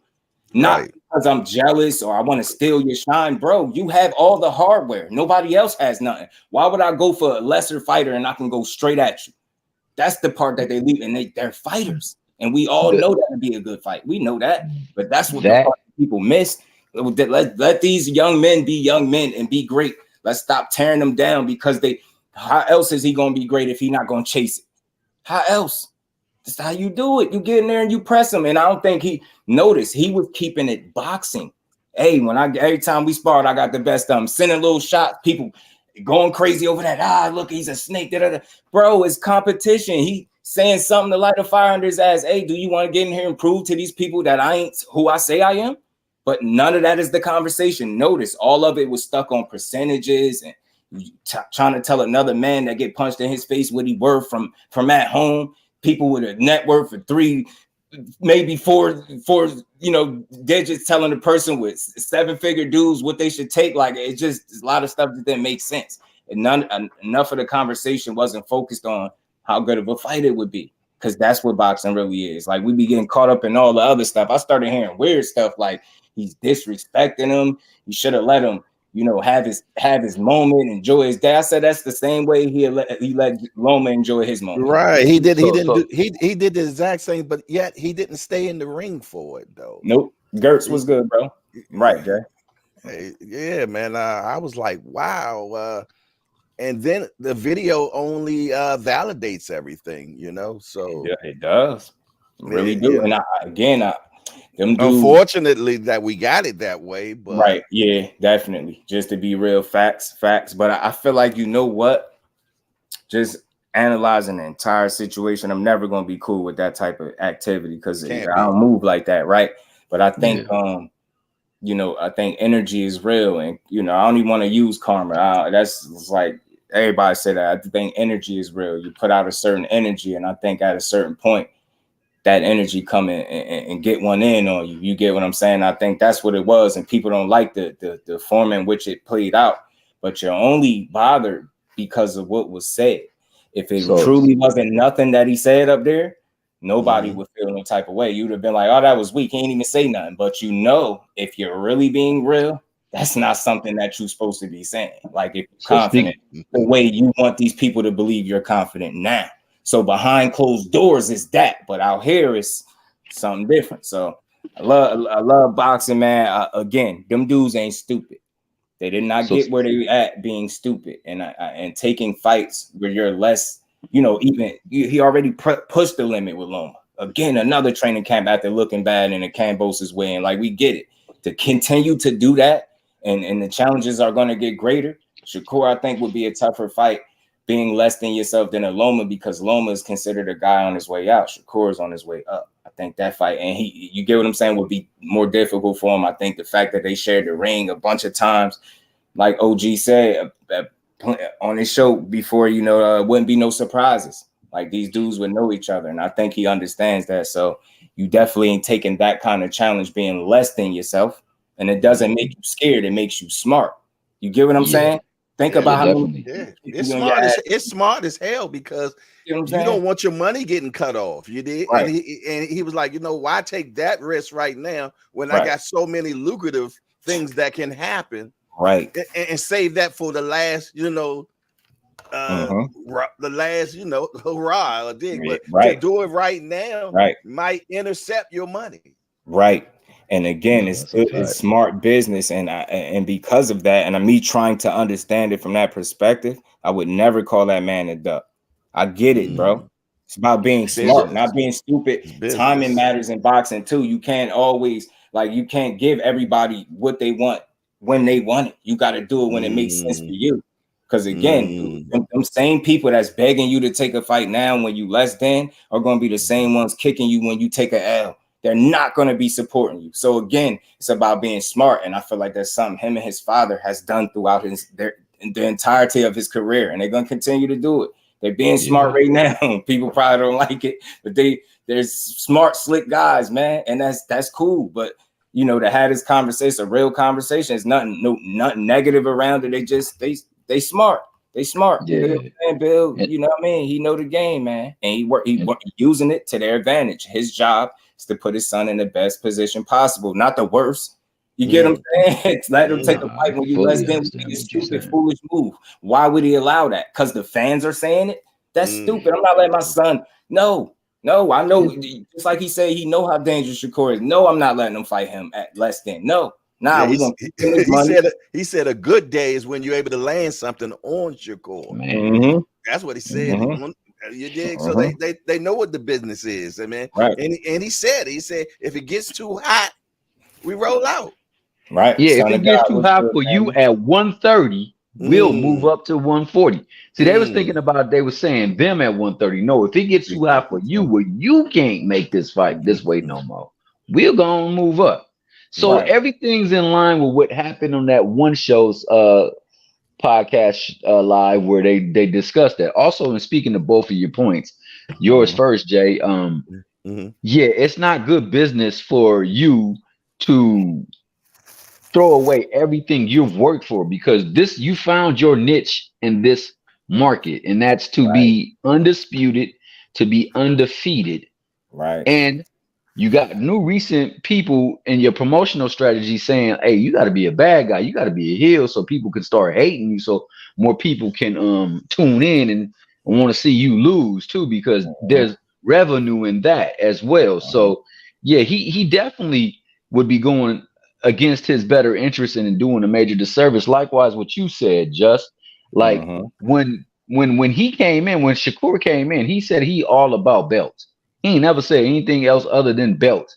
Most so than even the big fights, he said, I want the belts, but I do want to make the big fights, but I came to get these belts. So if he got the belts and now we acting funny and we using social media to push an image, well, I like to see if we really about the image that's being pushed, and I like to see really if I don't really want to smoke, and I'm not the one that's gonna be able to bring a little wreck to your world too. Right. So great points, man. Like, great points, man. That's why I say, man, I'm just different. I always had a different perspective, and I felt like in the sport that's not fair. I try to get some of the fairest takes. I got you, Rick, and you just. The narratives are boring. That's corny. Like he's a dub. No. This is business too, right? And we have to consider that good business and bad business. You don't move off bravado at a certain point. That's cool early on, but you get to the point he at 30-0. You don't start playing. You ain't get here to start making bad moves. That's what it's about. It's not about being scary. It's about smart business. Even the other fighter on the other end said as such. He said he know it wouldn't be smart for him he said, I don't think he's scared to fight me or he ducking. He just don't want to fight where it don't make sense, where he's not healthy at. That's all. If it was at a weight where he was healthy, he'd fight me. People don't hear that. They don't talk about that because that ain't a headline. You get it, man. But that conversation that you're having right now is a conversation people really don't want to hear. I'm keeping it real for the simple fact, because we want instant gratification. We want it when we want it, and we want it now. You dig? Right. As supporters and everything. So we don't care about it needs to marinate or this, that, the third. But you did say this, and that's what they're going to hang on, that last word when he said, "If I can't get Tank, I'll fight Shakur." So people hanging on that word, but they're being smart, man. They know damn well right now. It's a calculated risk. Not to say that they would lose against Shakur, you did, but what they're saying is, why do that now? Let it percolate. It'll be worth more money, and that's just the business of boxing, man. And it'll be 100%. You get what I'm saying? And not dream. That's not duck talk. That's that you pushing the duck narrative from that, and that, again, that's just something that I agree with. That type of logic. It's about business. It never was about being scared or ducking nobody. And I hated the fact that people started pushing that. That's what make it corny. Nah, man, the man got business to take care of. Simple and plain. Because in all actuality, I respect it. Ricky Williams. In all actuality, oh my bad, yo. Happy Friday, everybody. How you doing today, brother? Bro, talk to me, Rick. Man. Like at this point with boxing, man, I think we be leaving out. I ain't gonna even say me. I'm gonna stop talking for other people. That's what I'm working for on next year, up to next year. I'm talking about for me, man. At this point, we be forgetting the most important thing when it comes to sports and entertainment: marketing. Marketing, right? These guys are marketing themselves, and how else in boxing can you do it except attach your name to another fighter? Exactly. How else can you do it? Right? Knockouts, right? Or being like Adrian Broner or Floyd, maybe, you know what I'm saying? You got to get a persona, right? An alter ego, right? Right. But it looks like a lot of these guys are not trying to follow, you know, I guess these, I ain't going to say, again, my opinion, supposedly fake personas, right? Like, at this point, like, I don't believe nothing in boxing no more. Boxing my favorite sport. You know what I'm saying? I'm looking at it like, man, like all of them just be talking, man. Y'all just talking, you know what I'm saying? That's all y'all doing. Smoking right, mirrors. Right. And then we come up here and we blow up the narratives and make it into something that it was never meant to be, right? They just marketing themselves, letting everybody know, hey, we want to fight one day, or I got a fight coming up and he got a fight coming up and he's the best right now and I'm one of the best right now, right? This how I'm looking, right? I'm thinking they be doing this shit just to get fights out of us, bruh. Just to get us to go to their fights. This how I'm feeling. Like, watch. Like, if Errol come out here and smoke Terrence Crawford in the second fight, these niggas just wanted to get a trilogy. You know what I'm saying? That's how I'm feeling. That's how I'm feeling about boxing right now. I'm feeling like boxing is WWE because nothing is what it seems, bruh. Nothing is what it seems. How the hell you gonna tell me? Bud Crawford, and this is just me using the example. Shout out to Bud. But listen to what I'm saying, right? Bud Crawford had a harder time with with Mean Machine than Errol Spence. Hey, it's a few of them that seemed like it was a better fight, to be honest. It don't make no sense. It don't make no sense. You see what I'm saying? Like, it's like, bruh, like the stories they telling in boxing just don't make no sense, bruh. You saying we hating on you. We saying this, but then the things we told you to do, and we ain't in the business of boxing. We've been telling you for a decade to do, are the very things you end up doing, right? It's the same thing like just said earlier, right? How you gonna say Tyson Fury the best fighter when him becoming the best fighter was him beating Deontay Wilder, right? How you gonna say Bud was the greatest thing since sliced bread when up until now, until he fought and beat Errol Spence, he never got this. He was never this popular. He never got this type of popularity. True. That's true. And it's still fabricated to this point right now. They trying to force it. Yeah, hey, but I'm gonna tell you, man, you get to a point when you realize, man, what Ricky is talking about, man, where you're in the matrix, man, to be truthfully honest, man, because all the stuff that you see is smoke and mirrors. The narratives that they put out on Twitter and things of that nature, they do that for the particular fact to move the meter, to see which way you go on that, man. All this stuff is all psychological warfare, man. They put it out there, man. What you see ain't what you get. I'm trying to tell you. Everything is monitored. I'm sick of us trying to play stupid, right? We should be the smart fans, right? We understand the sport. But you act like these people don't see Twitter blowing up, they Instagram getting clicks. Like, they do that stuff and putting it out in an atmosphere to see how the fans going to react to it so they know which way to go, right? So shout out to JusDue. Shout out to JusDue for keeping it non-biased, you know what I'm saying? Giving everybody always. You know what I'm saying? And let the fights play out how they may. That's why I'm at with it right now, man. Yeah, I might think my guy might win, but it don't matter. What's the long game, right? What are they looking to do financially? You never know, right? It's crazy how we say boxing the dirtiest sport we know, but then play like it's clean all the time. No, we love it. We love it. It's like that girl that you know don't even mess with you no more, but yet you still keep coming back. Keep coming back. That's all I got for it, man. Like I said, especially I'm telling you, if Errol come back and beat Bud Crawford in a rematch, I know what it is at this point. I know what it is at this point. Y'all trying to get that trilogy up out of us. Yeah, no. And it makes sense to play it the way that it did play, because if Crawford would have lost, nobody would have wanted to see it. And that's one thing I will agree with Bud fans when they say that. Like, if it would have been Crawford, y'all would have said it was like this. Now, if it would have been like that, I would have been like, hell no, ain't no way Spence is that much superior to Crawford. Good point. But most fans will be like, man, I knew he was going to get smoked like that. Right. And like you said, Rick, in what world, man? Because Jose Benavidez, that make you forget he had one leg and he looked better than Earl. Come on, bro. It don't make no sense to me, bro. You're right. I was like, who the hell was that fighting that night? But what the hell do I know? You know what I'm saying? I'm just some guy on YouTube. I gotta get to work, Jeff. Hey, man, keep grinding, bro. I appreciate everything you do for the sport, man. Appreciate you, Rick. You know them fries is banging. I'm about to go get me some. I'm gonna tell you that right now. Listen to me, bro. Listen to me. These new, no shit, right? These new KFC fries are better than McDonald's fries. Them motherfuckers hit, bro. Get you some. They hit. He done sold me. Bro, I'm telling you, these fries, they bangers, bro. Like, you know how back in the days when you was little, you would eat a McDonald's fry and you never had enough of them? You know what I'm saying? Like, ain't no more fries? That's them KFC fries right now. I'm telling you. I'm going today, man. Damn. I'm going today. Peace to the gods, man. Y'all have a great weekend, man. Peace out, brother. Right now. Salute. So Just, I wanted to say this also. The energy that you were speaking of when not Crawford, Devin got in the ring after Loma was awarded the fight over Ortiz. Right. And the energy when Shakur went in and the reception of it is another thing that I like to speak on. That's why I say Crawfordians and Haneyites.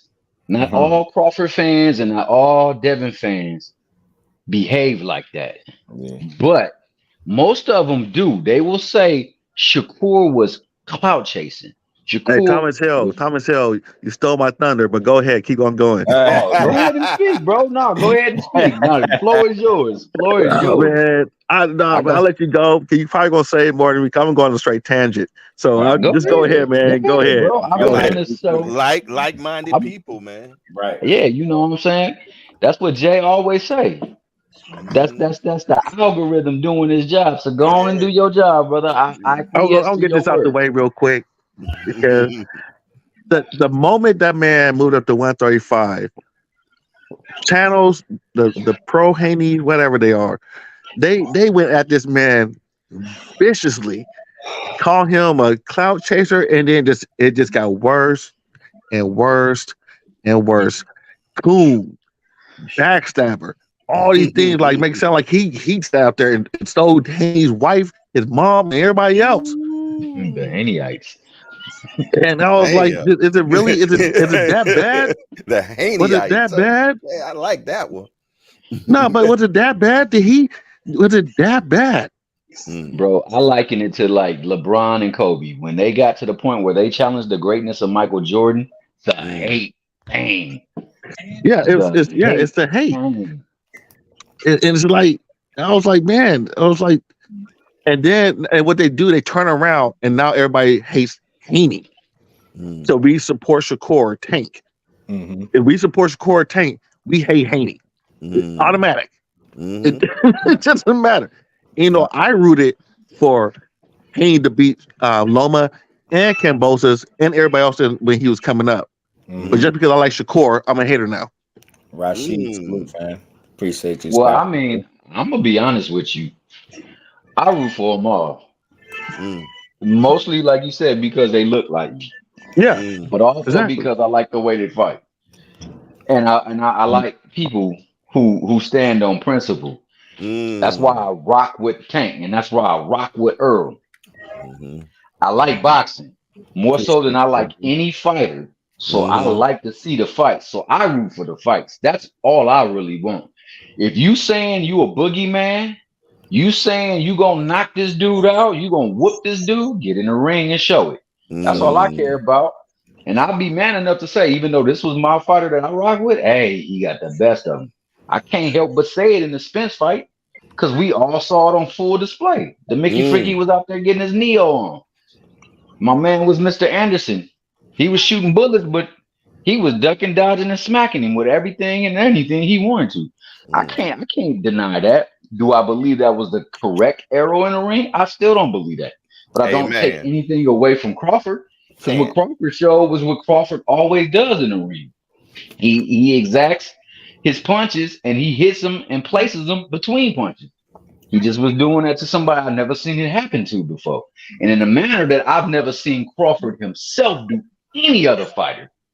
Not no Avanesian, not no Benavidez, not no Amir Khan, not no Kavalaskis. None of them people. But I'm supposed to believe. Yeah. Oh, go ahead. I was reading the comment you put up, but go ahead. Nah, I was gonna get to it too. That's why I was leaving it there. Okay, I'll say this, and then I won't say anything else. Yeah, I'll say this to continue what I was saying. Like, you know, it's that kind of logic and it's kind of verbiage that allows for people to start generating or for a dislike or disdain to fester on the fighter when it's really directed at the people who back the fighter and push these narratives. There's nothing wrong with Shakur doing what he did. He did what he was supposed to do because he wants the belts. And that's what they've always done. Ever since there was one belt, when it was 2 belts and 3, they always hop in that ring and say, hey, I want to fight you. You got what I want. It's only a problem when your favorite fighter is the one that's getting done like that. You can talk bad about Tank. You sell your fights to take buzz away from his fights because that's the only time you seem to be doing it. But when y'all both ain't got nothing on the table, it's like we listening to a guy song or something. And you know what I'm saying? It's on cotton. Exactly. I was about to say the same thing. That's crazy, yo. God so damn. To me, the greatest arena has been all the way back since the movie Russell Crowe played in.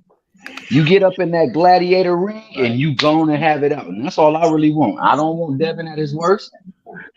And I don't want Shakur to fight him at his best. If that happens at 135, Shakur dog walking Devin. He's not gonna have the necessary energy that's necessary to fight off someone as skilled, who by all accounts have been proven every time they got in the ring together have gotten the better of him. Well, according to some people, that's not true. That is true. That is true. According to some people, I was joking, but according to Dev, and this is the last thing I'm gonna say. According to Dev Daddy, that has been the case. My old Billiam.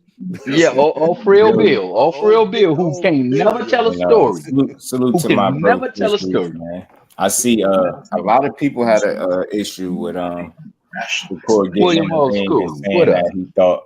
What up? Go ahead, Justin. What you say? He said, I said a lot of people had an issue with Shakur getting in the ring and saying he thought Loma won. And he said 8-4. He thought 8-4, but then he also went back and said he overreacted. He said he watched it. He said it was more like 7-5 for Loma. And I think he was upset that what's name wasn't in the ring with him. I think he went off. He got kind of emotional. I think he got upset because Devin Haney left the ring, and that's why I think he said that. First look, I thought it was 8-4. I said, I don't know. Upon first look, I thought it was 8-4. I just thought it that way. But I thought right. They start calling him coons and saying he was off code, and you shouldn't have said that. I even heard somebody say, even if you really thought that Devin Haney lost, he should have still said he won. That's crazy. So you don't supposed to speak what you believe? So look, right? That's a Haney cult member. So he's a coon and he's off code and all these different things, right?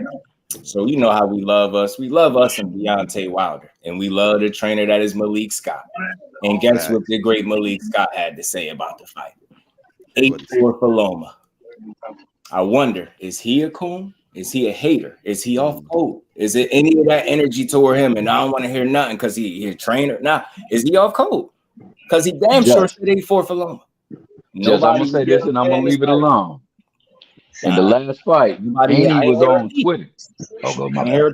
And I use him as an example because people respect his eye and his opinion. So why? And look, he even changed it. Shakur did the 7-5. He stuck with his 8-4. So you get what I'm saying? I would have been okay with a draw. Right. Yeah, that's what Boxing news was good, bro. How you feeling?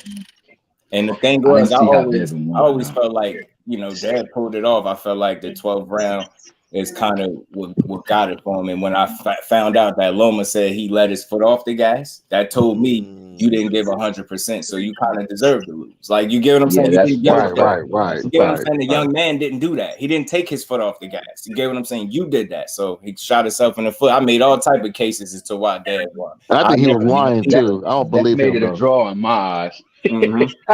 What I saw. I saw that Loma had better moments in that fight than did Devin, and the best Devin could have hoped for. If there was any dominant rounds in the fight, Loma had both of them. He had two like back-to-back rounds that was you know, convincing, but that was at that point that, you know, typically Loma would take over from there. Once he start that, it's you in a blender now for the rest of the fight. But see, young Dev was good enough to find a way to neutralize some of that, slow it down, and get the fight back under control. Whereas most people would fold and here end up being the Matrix and high tech. So he couldn't do that. Dad was, you know, young enough and athletic enough to keep up with him. And that's why and that body work, man. I was so impressed with the body work, man. That's the best body work he ever did, man. It made sense. It made sense. Just do. We're giving him praises, but we'll be a hater in about 5 minutes. So I'm not lying. I don't get it. I don't understand, but I'm gonna keep supporting him because I know what a difference between the fans and supporters. I know a lot of people really be fans. That's why I call us supporters. We support. We spend our money. That's what the difference is. Fans, I'm starting not to really care about somebody that you know how sometimes you can just tell somebody ain't buy no fight. Like you can just tell. Like I done been live and people DMing me like talking about, yo, what's the link to the fight? I said I don't have a link. I paid for it. Right. Like it is paid for it. Like I ain't gonna put nobody on blast. Hey, but check it. Like, bro, one thing I will not do is have this thorough of an opinion on this sport, but not be spending my money. I feel like that would be fake. The reason I feel like I could be mad when it's a shit show or a bad fight is because I'm really willing to spend my money, whether it's physically going or buying a pay-per-view. And you get what I'm saying? Subscribe to this. I don't like the zone like that, but I ain't gonna steal it. Like, you know what I'm saying? I pay for it and watch it. You know what I mean? When I'm up here calling the fights, that you can't. I don't want to be 5 minutes behind because you still in the fight, bro. I want to be in real time watching this fight. And when I complain, the little times that I do, because I don't really complain. When I have an issue with boxing, I feel like it's justified because I spend the money. You don't spend no money, your opinion really don't, like, you get what I'm saying? I don't respect your opinion as much because you're not really willing to spend money on the product that you're getting anyway. So you're not fully vetted. Yeah, the 75 Loma. Ain't nothing wrong with that, bro. Like, my thing is I let people have opinions. Like, when people started saying that, people started saying, you know, then you start hearing people question your boxing knowledge. That's what's wrong with boxing. We can't have a difference of how did you see that? What fight was you watching? The same one you was, bro. What you mean? It's 3 judges. They be there and they all can get different scores. And you think me and you sitting at 2 separate parts of the world can't see something different? You really don't think so? When there's 3 people sitting there judging a fight and they will come up with different scorecards, regardless of how we feel like they got them, they do it. But you don't think us all sitting in different parts of the world can see a fight differently? So if you see it different, you crazy. I'm gonna say this, and then I promise I'm muting. Good, I had initially, because other people up here and they've been patiently waiting. They need to speak too. I had on 2 things. First and foremost, you can't be considering somebody a hater when your favorite fighter went to Twitter and said they cheating against another fighter. Against Tank. And then also in that fight live, I gave Dev 3 of 3 first rounds live. When I look back, it was 4 of the first 6 rounds that I gave him, but it was 3 of them at first, and I gave Loma 5 of the last 6, and then I changed that back, and he won 4 of the last 6 upon second watch. So like I really literally gave it to Loma after the second watch, but the best I could see, because there were swing rounds, the best I could see at that time and still then is that it was a draw. It was a draw because there were rounds that I looked at and I saw more aesthetics than I actually saw action, and it looked a certain way. So Thomas Hill, you are a hater, man. I'm not a hater, Thomas Hill. Yeah, I'm being real because like Jay Hardcore said, it was the best, some of the best body work I've seen any fighter do. Devin did, and it kept him in that fight. It kept him in that fight. We're still a hater. Going on. All right, dog. You got it. I love boxing. I really do. Yo, this is my favorite sport to watch. It's not even close. It's not another sport that I will enjoy talking about for hours on end throughout a week like this. None. It's not even close. Football. Amen. And the boom shagalaga to that. I love it. Man. I love it because you can't play it, yo. It's no faking. You could probably try to script up a fight all you want. Good luck with that. You get what I'm saying? You can't play boxing, and I'm always love it for that. So but that being said, when they punch us in the stomach every now and again. I'm glad Devin won, and I hope he beat Crograves if that fight goes through, because I definitely want him to be undefeated before he meet up with either Shakur or Tank. Preferably for me, Tank. I can't wait to see that fight either. Yeah, I can't wait to see that. And you just got to respect the man jumping up and fighting a dog. You're not even acclimated. Like you ain't getting your little 2-fight acclimation period and then going for him. You going right forward. I respect that. Good. It's going to be a good fight. I'm telling you now. Regis Prograis, strength and conditioning coach, is very confident. I'm gonna let you know that. And if y'all thinking that they short on confidence because of their last fight, you would be sadly mistaken. I truly hope that everybody, even the ones that just going to enjoy the fight, are not just looking at Regis like he's food. Do not fool yourself. I'm telling you, everybody could have a bad night in the office, bro. And I think it's contributing factors that bled into his performance.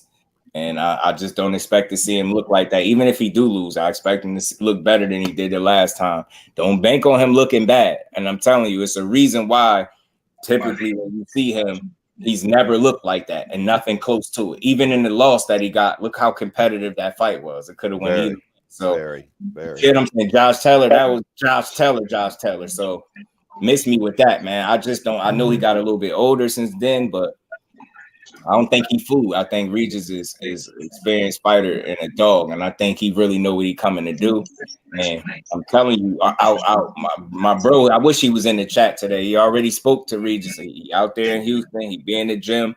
He asked him about a fight with him and Devin Haney way before this got to this point, before they was going to fight each other, before they was discussing it. Man, he looked at him and told him, man, he can't keep me off him. I'm going to hurt him. I'm knocking him out. Not keep me off. I am knocking him out. I'm telling you, bro, it's like that's what I'm looking for. I'm not rooting for him. The old Roo. That's what. I want to see if you can keep up with Dead boxing ability. Louisiana brother coming to fight.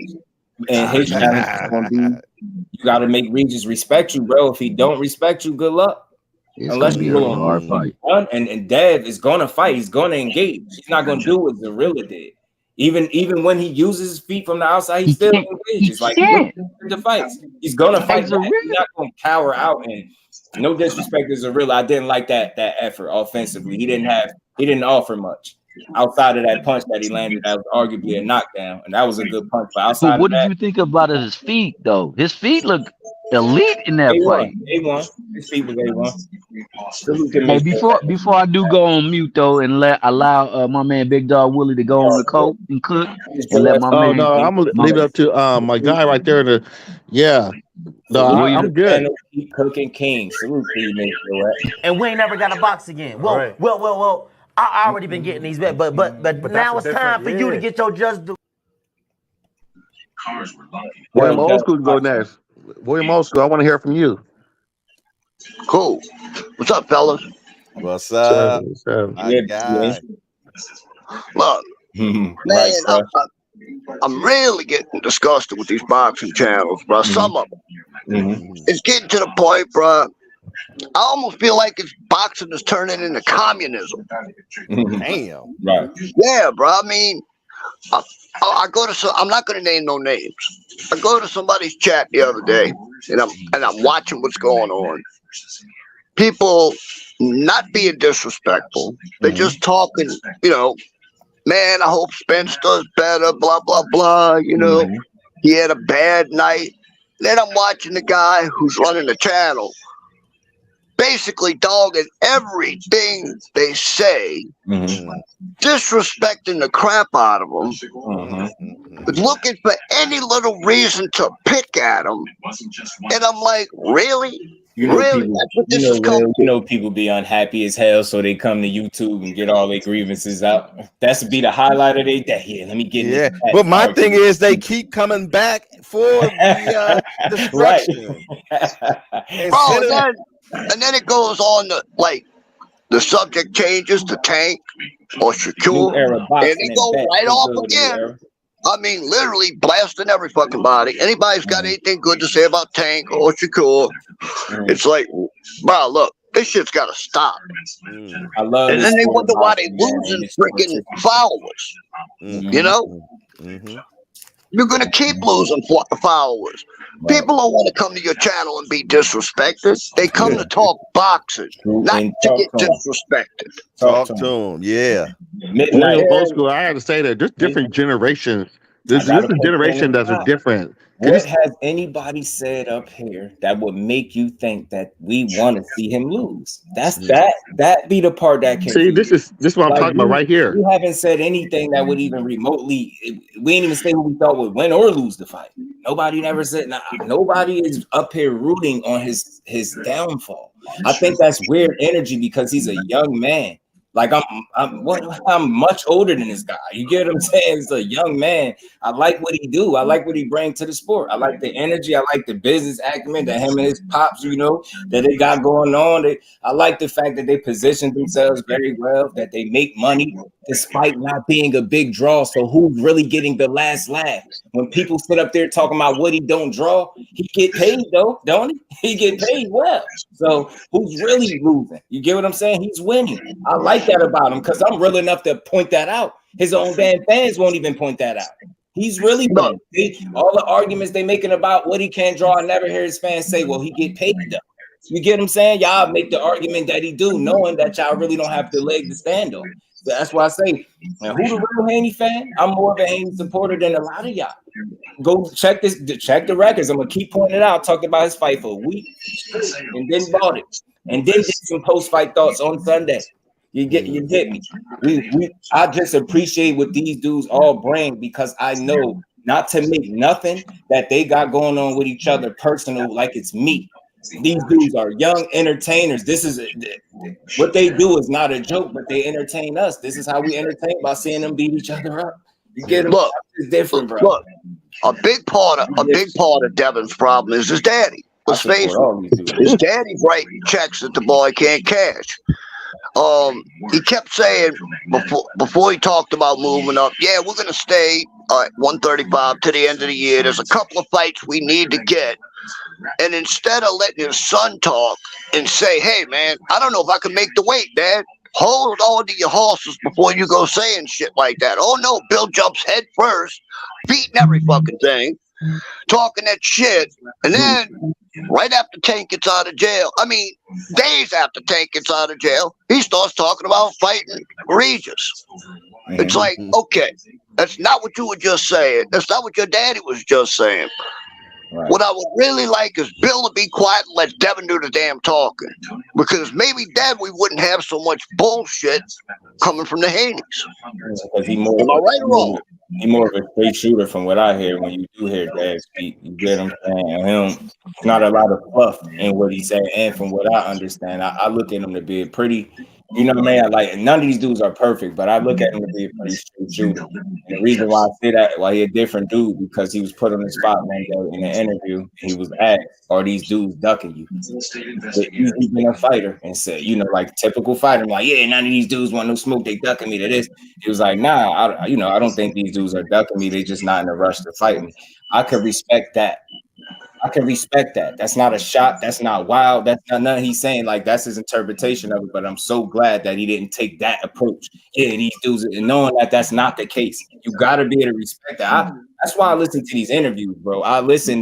They drop a lot of good, information and insight. Yo, you just got to listen to these dudes. That's how I know not to take none of the stuff that they got going on with each other personal. I don't see how dudes be up here screaming at each other that these dudes calling each other out. When that's what the whole point of boxing is. How do you get a fight? Somebody got to call somebody out. You get what I'm saying? I ain't never seen people being mad at boxers and fighters doing what fighters are supposed to do. Like, you listen and you don't like it on social media, I'm cool because I prefer it in the ring. I don't like it there either. Y'all, certain fighters, y'all just don't want the approach y'all got. And y'all gonna have a problem with it. Y'all think man, these young dudes want to prove they great. And how do you do it? You get in there with other guys that people think are great and beat them.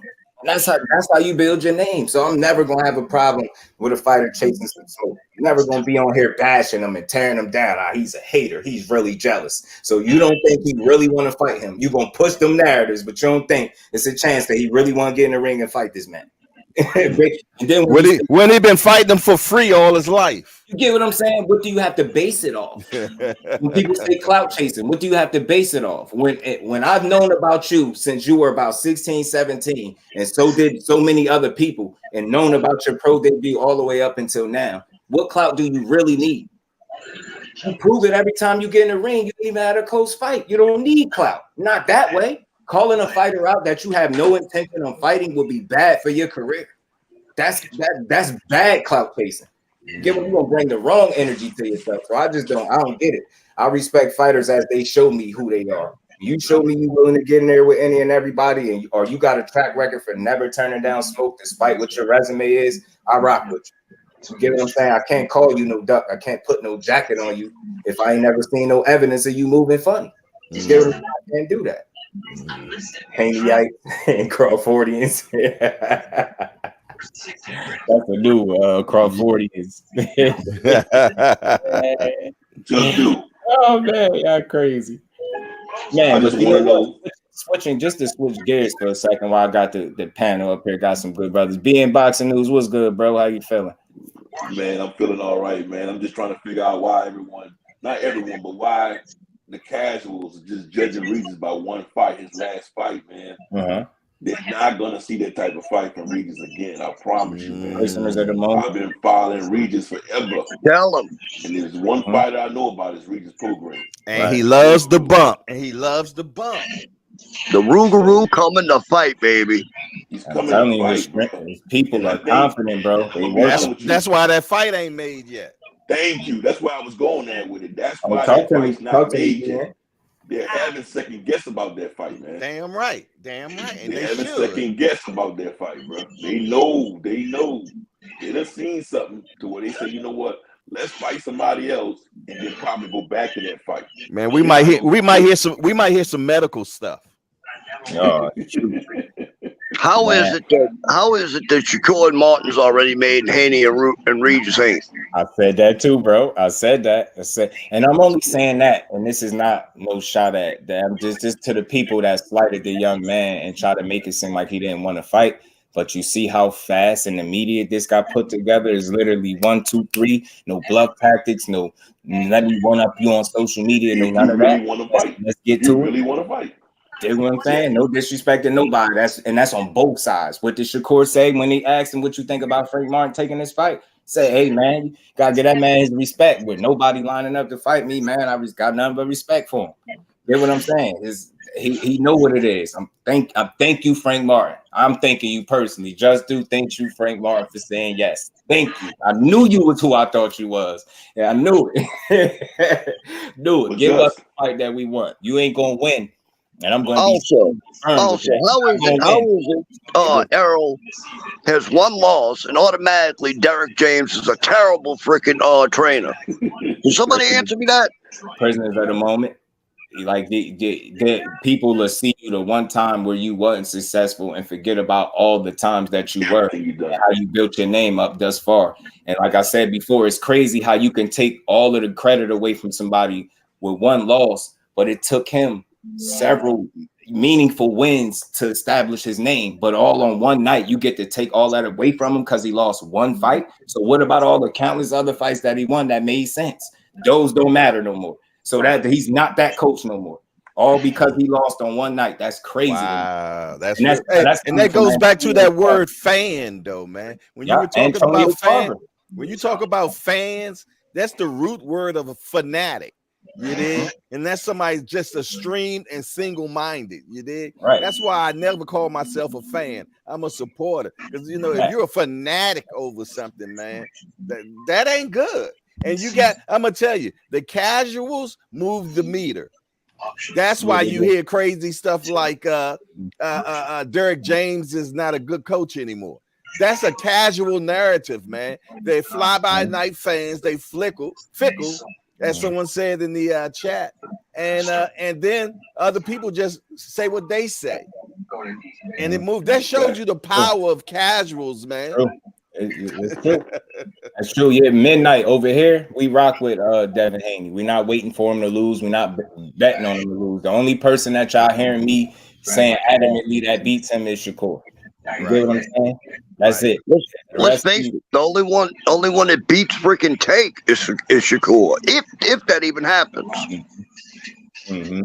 Yeah, they don't believe in it. They don't believe in the rematches, man. And they got it made. Facts. You get what I'm saying? Quick, fast, man. I'm hanging in front of nobody with that kind of KO ratio. True indeed. And it would be tough. I mean, it's just the rare combination that Tank bring. I'm saying it. When it come to him, I got an interesting take on Tank. Look, just like the only one I think that has a chance to be Shakur is Tank. Tank. Look, bro, a lot of people underestimate Tank.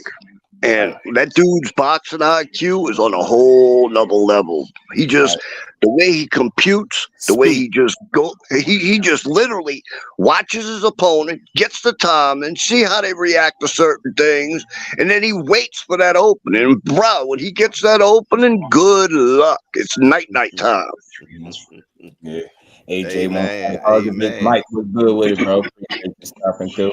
I mean, that's what that's what they throwing out there. If the Wilder fight is at risk and they Hrgovic or Ruiz as possible fights, but I feel you. You just never know with Joshua, man. If it's a real challenge, I ain't saying he gonna back down, but it seemed like it's always some hesitation. Like it's never 1, 2, 3. You get him. Never once. Look, AJ for a long time, ever since Andy Ruiz, has had no confidence in his own chin. Why in the hell would he get in the ring with a guy who's literally going to knock his head clean off? I don't see that fight happening, bro. I really don't. I said this a long time ago when we were waiting for Undisputed between them two. Eddie Hearn knew AJ didn't have a chin. Eddie Hearn knew it. That's the reason why Eddie Hearn wouldn't make the damn fight. Eddie Hearn lied repeatedly over and over and over and over again in press conferences. And I kept catching it. I'm like, does anybody else see this shit? You know? Slick, bro. He ain't that slick, but he's slick. That's why I say I love catching these interviews. You catch them all the time. I caught somebody getting on his ass in live time on their show. Dude started going back. It was like a 2-man podcast. They had him up there, and dude was grilling him about the way he was handling the counter in real time, bro. He was getting on his ass, man. Dude had to calm him down. he wasn't letting Fast Eddie make it. Nah, he was like, nah. So what was you about you pushing for this fight, even though like he wasn't letting him make it on that show, man. Eddie is slick guy, but everybody don't let him slide. You know what I'm saying? Them dude, I forget dude's name, but he did not let him make it up there, bro. Grilling him. Like, you trying to push a fight knowing your fighter pop dirty? I mean, Eddie's still explaining his way out of it. I'm like, look at this dude, bro. Never Eddie, bro. AJ was getting I'm going back to the chat, Josh. You already know, Will. Appreciate you, bro. All right, Will. Take it easy. In the building, y'all smash the like button, sub to the channel. Y'all already know, and y'all sub to the bro J Hardcore as well up here on the panel, building with your boy AJ. Gonna get put on the show. He better do something. I mean, you know what? Despite how AJ moved, I don't even dislike the dude. I would really want to know what's the hold up with him and Wilder. I would love to just see them that fight and get it out the way. You know what I'm saying? For better or for worse, let them go in there to may the best man win. Even though I think that version, any version of Joshua, I think Wilder would have got him. But I think guy right here that struggles with that identity, and he's just too hesitant. I seen it again against Helenius, who really didn't have that much to offer on that fast-ass turnaround. Like, what did you really think was going to happen in there? And you took your time, and your face was, I know it's boxing and y'all heavyweights, but you took some damage in there, champ. Like, you a little something, man. So, if he can touch you, if you hesitating with him, like, what you gonna be thinking with Wilder? Like, what's gonna be on your mind? You gonna be fighting demons. You mess around have another panic attack. What they say he was having an anxiety attack for the Ruiz fight or something. Man, you gonna be fighting demons in there with Wilder, bro. He gonna be in there fully confident and looking like he about to conquer the world. And I'm telling you, he already was on record for questioning Wilder's confidence, like as if he didn't know why. Like, why is this dude so confident? Like, he couldn't understand it. I'm like, bro, I'm telling you, that's a big factor in that fight to me. It's confidence, is belief that you actually can win. I just get that energy from Wilder. I'm not saying AJ don't believe he can win, but I get more of that energy from Wilder. Like, despite anything that he's been through, any loss, the Fury fights, you've never felt like he was short on confidence. And I think that makes him special. A loss didn't break him. And that's what some people hate too. The fact that he lost and the people still rock with him, they hate it, man. They hate it. A loss don't break that man. He already, he put in his work, bro. He put in his work already. Basel, what's good with it, bro? How you feeling? Appreciate you pulling up. You already know. New era. Appreciate you, fam. Appreciate you. Salute to you, bro. Salute, man. Much love and appreciation to everybody that's subbing to the content creators. We appreciate y'all. No doubt. Yeah, but yeah, switching gears and why I got y'all, still up here. This fight they say is coming down the pipe with Demetrius, Andrade, and Benavidez. I'm hearing they say December 2 for this fight. I'm hearing something about December. I don't know if that's solid, but I'm hearing December. But what y'all think about Andre saying he feel like he can match power with Benavidez? Yeah, yeah, I think he cap. They call cap. He said he can match. I don't know if I would be so quick to call it cap for this reason alone. Mm-hmm. David Benavidez, although he has power, I do feel as though it's a little bit overstated. How many times have we seen him just clip guys with one shot? Most of the time it's volume. Right. With Demetrius Andrade, he's a little bit more.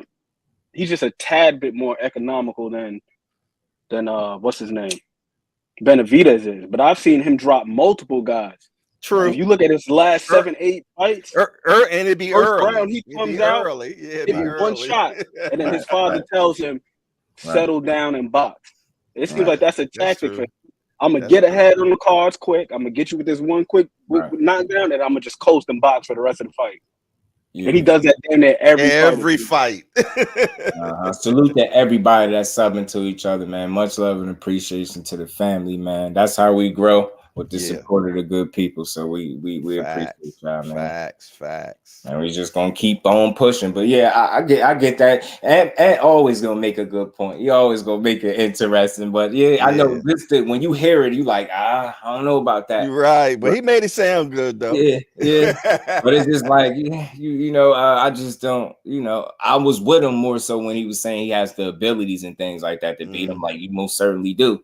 But I just don't feel like power is your thing. You get what I'm saying? That's not something that he was known for, but he do got enough there. You get what I'm saying? He got a good chance to actually win the fight, honestly. Right. You know what I mean? We keep it 100 now. Andre, come in the best shape possible. Bro, don't gas. Do not gas. I am very interested to see how a fight with Benavidez plays out when somebody don't gas. I'm sorry, man. Caleb Plant did not gas. That fight would have been a comfortable win for him. He could have performed in the second half the same way he did in the first half. Different conversation we having today. So that's what I want to see. And I'm like, man, if you get in there and you get to the back half of the fight and you slow down, that's going to be like blood in the water for you. And I could see him trying to push the pace and really trying to put some hands on you late. So I want to see how, Demetrius Andrade is a guy that kind of, he start fast sometimes. You get what I'm saying? A little bit. He'll catch you. You know what I mean? So I want to see if he's able to pull something off, you know what I mean, early. You know what I mean? Catch Benavidez or win some early rounds, and let's see how the back half look. But he cannot slow down. He can't gas, should I say. Slow down is one thing, but we seen Caleb Plant was fatigued in there, and we seen the change in energy. We seen this shift. I'm like, man. And I even believe that this is the first time I seen Benavidez look like he had to get a second win for real too. Because that first half of the fight wasn't the nicest to him. He had to get a little, and I think right when he was getting his and he seen Caleb Plant fading, that was just more the initiative to, press. And you seen how he won it in the back half of the fight. Other than that, you know what I'm saying? It was 50-50 on paper, right? I always say this, but while Caleb Plant still had gas in that tank, he wasn't playing out 50-50. He was winning them, right? He was winning his fight. Like, it was competitive, but he was clearly winning these rounds and controlling the fight until he got tired. And I'm like, man, we all knew that, though. We all kind of seen that for him. And I'm like, damn. As soon as he got tired and I seen how, he started fighting out the clinches. He stopped accepting the clinch, Benavidez, and he started fighting. And you know what I'm saying? Using the free hand, getting the hand free and working. And then he started really clipping Caleb with some shots. He busted his face up a little bit too. But, he didn't stop him. For all the people that was saying he was just going to stop Caleb late. See that? So, again, Benavidez, he's fighting Andrade, guy that's undefeated. He been put down once by Vanez Martirosyan and dropped him in their fight when it was at 54. That's about the only time I seen him hit the ground from a punch, Andrade. Since then, he been solid. So, we'll see. I just... KO had pointed something out, about his legs and the way his legs was looking in his last fight. And I was like, you got a point. He was kind of falling all over the place a little bit, not getting hit, but just the tough from a physical standpoint, like you want to see your legs up under you. That's not going to be good if you in there with Benavidez and your legs ain't fully up under you. And he's just not the biggest 68-pounder either. He not. I don't know. He got some solid size though. Have you seen him training recently? They had those videos of him on Fight Hype, and they're only about an inch apart in height, and there's probably about a 1 inch disparity in reach Mike, too, salute, bro. Great. What's good, Dre? How you feeling? Patrick, Ugas like a solid my big homie. He gonna match up with him in size a lot better than we think. Yeah. And I'm gonna tell you, man. Most technical fighters like Boo Boo love to fight people that come to them like that, man. To be truthfully honest. I mean, they love that. They love that, man, because they're able to pick them off real good. But the thing about it is you got to have that engine too. If you got that engine and don't allow him to drown you, you can definitely win that fight. And that's the thing we got. And Boo Boo definitely has that. He can do that. You did, but I wonder, is he going to be able to control the pace of the fight? Because normally Benavidez does. You're making a great point, Jay, because I think that's going to be one of the most important factors. Like pace. It's going to come down to the feet to me, not from the shoulders. It's going to come down. It's going to come down to the feet, because there's one thing that I did notice that Boo Boo is extremely good at, and that's timing guys when they're not ready to punch or when they're not ready to defend themselves. Right. I've seen him drop several guys where they walk in and then they cross that imaginary line. And then one thing with him too, if you notice with him, especially with him being a southpaw, he does a really good job of keeping his lead foot to the outside. He's not going to let you move to he's going to force you to move to your right. Right, exactly. If you're an orthodox fighter, he's going to keep that lead foot on the outside. And every time you take that step inside and your foot is lined up with his, he's firing some shit. Yeah, exactly. Man, he has that down to a science. Man, y'all making a great point. And that pace, like you were saying, Jay, man, that pace. He gotta make sure he don't allow Benavidez to fight at the pace he want, or to force him to fight at a pace that he can't keep up with. Right. You get what I'm saying? You gotta be very smart in there. You really gotta manage the first half of that fight, because and he's smart enough to do that. But my thing is, but he's 35. You know what I mean? And it is a young man's sport. You know what I mean? But it depends on how he's been taking care of his body. You did, which is gonna play an important role, right? For sure, man, because he on the back end. And he never got a chance to really fight anybody elite, man. That's crazy, man. Ain't it? That's almost like a travesty. Like, how didn't it happen, boo-boo? That's why you got to make the most of it. You got to show them that this 35, the new 25 or something, man. You need your legs. You need your gas tank. Everywhere else, I feel like you check those boxes. You're fine from an ability, talent, skill set standpoint. You're fine there. That gas tank, I'm telling you, your IQ is fine. But again, you know, when you get tired, that make a boy out of you. So you better believe it. You better believe it. Making mistakes. I've never really seen him gas though. I've never really seen him gas because and again, like since Ghost mentioned it a couple weeks ago on here when we were talking, I went and I watched Boo Boo's like last 10 fights. I didn't see him gas, and a lot of those went to decision. He goes to decision a lot. You got to have a gas tank if you're fighting 12. But he's controlling that pace though. He puts you in a position where you're busting. He puts you in a position where you're real vigilant. You know, like I say, he'll slow down. I haven't seen him gassed, right? But I haven't seen that either. It's slowing down, and you don't want to slow down to the point where Benavidez is still at a gear that you're not able to keep up with, is what I'm saying. That's where it could get problemsome for you. You again, whatever pace that you set, you got to be able to maintain that with consistency to deal with Benavidez. Because if you see what Caleb Plant was able to do early, particularly the first half, if he was able to duplicate that again, you get what I'm saying? He would be in very good shape. So it's about not slowing down and allowing him to fight at a gear and a pace that you can't keep up with, where it's just a tough fight for you. You know what I'm saying? He just getting off on you because he like an octopus and he going want to let his hands go. If he see that you tired, he's going to press the issue even more. He did it with Caleb Plant. And again, he liked the punching combination, this dude. So the feet are going to be very important. Again, very, yes, indeed. And that's a fair point, Just. Oh, I'm sorry to cut you off, Jay. Go ahead. No. Go ahead, cook, man. Cook. No, what I was going to say was the thing with Caleb Plant, though, is if you look at Caleb Plant's previous fights, that just seems to be a deficiency that he has independent of whoever his opponent is, because he gassed against Caleb Truax. It made that fight way more difficult than it had to be. He gassed against what's his name, and damn, they got knocked out. What's his name? Uskateki. He did. Gassed against Canelo on the backhand because he boxed well against Canelo, got and gassed and got clipped in the 11th round. Yeah. Same thing happened against Benavidez. So what I'm saying with Boo Boo, I haven't seen that with him in any of his fights. With Caleb Plant, it seems like that's just him. It don't matter who he's facing. He just got to work on that gas tank. I don't know what Larry Wade is doing with him. That's the difference. He just got to work on that gas tank. And it could also be a case of him being a little too muscular too. If you look at Caleb's build, Caleb is every muscle you have, right? He like an action figure. So, and also stylistically, he's typically fighting backwards. When you look at Boo Boo, Boo Boo don't just fight going backwards. He also moves laterally too. And he moves side to side. He's not just moving backwards. He just burns a lot of energy because he's always moving.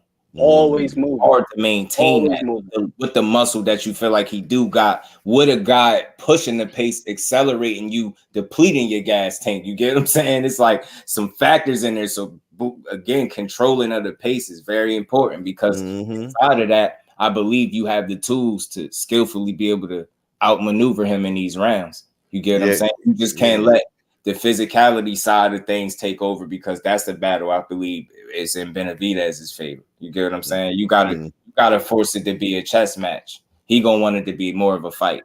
And that's no doubt. I ain't saying he can't chess match. I ain't saying he can't fight like that, but we know Benavidez want to fight you and beat you up. Force him into a chess match, which will then I think allow you to kind of control pace because you'll get him fighting more of your game if you got him thinking and picking and poking with you. Exactly. Closing the gap, you know what I mean? Getting in there and just trying to, grind you down. And that's what he want to do. He going to want to get close and lay hands on you.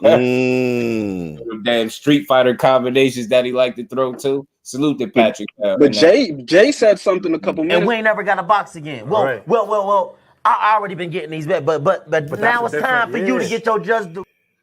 Jay said something a couple minutes ago that really raised my antennas.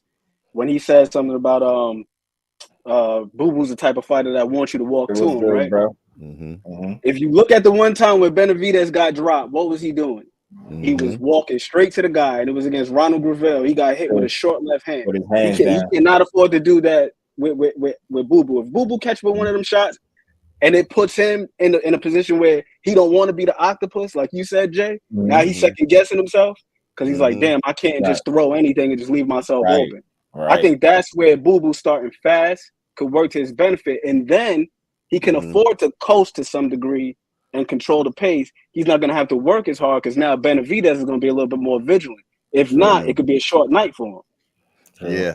And one thing about Boo Boo, man, he starts so fast, man. There's many of his fights we have watched, and we was like, damn, this is going to be over quick. Because he doesn't, as you said a few times, that he drops people early. You did. And you think that he's just going to finish him off. But next thing you know, it goes the distance. But I'm going to tell you, when he's fighting Boo Boo, man, he needs to jump on him early, like you said, and every time that Boo Boo comes in, he needs to catch him with something, so he have to reset every time, or just keep the jab in his face. It makes him have to reset every time, and he's just gonna have to disrupt his rhythm, man. You know, he does those type of things, man. He really can have a very good chance. I mean, the elephant in the room is, man, he could beat him. He's talented enough. He's more talented than Plant. We know that. We know he's talented than Plant, but he's just 35, and he never got his just due. Basically, he never got it. He never got Teach was good with the teach. That's a fact, Jay. I think I got something to do with what's going on around that time. I was hearing something about they don't want it. It's some scheduling issue that they trying to avoid. I think by having a fight on that date, that November 16th date, that Thursday.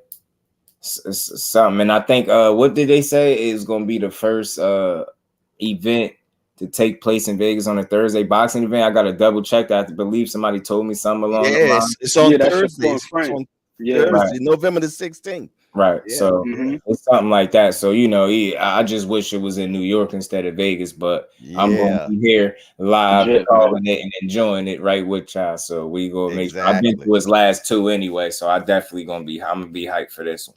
For sure.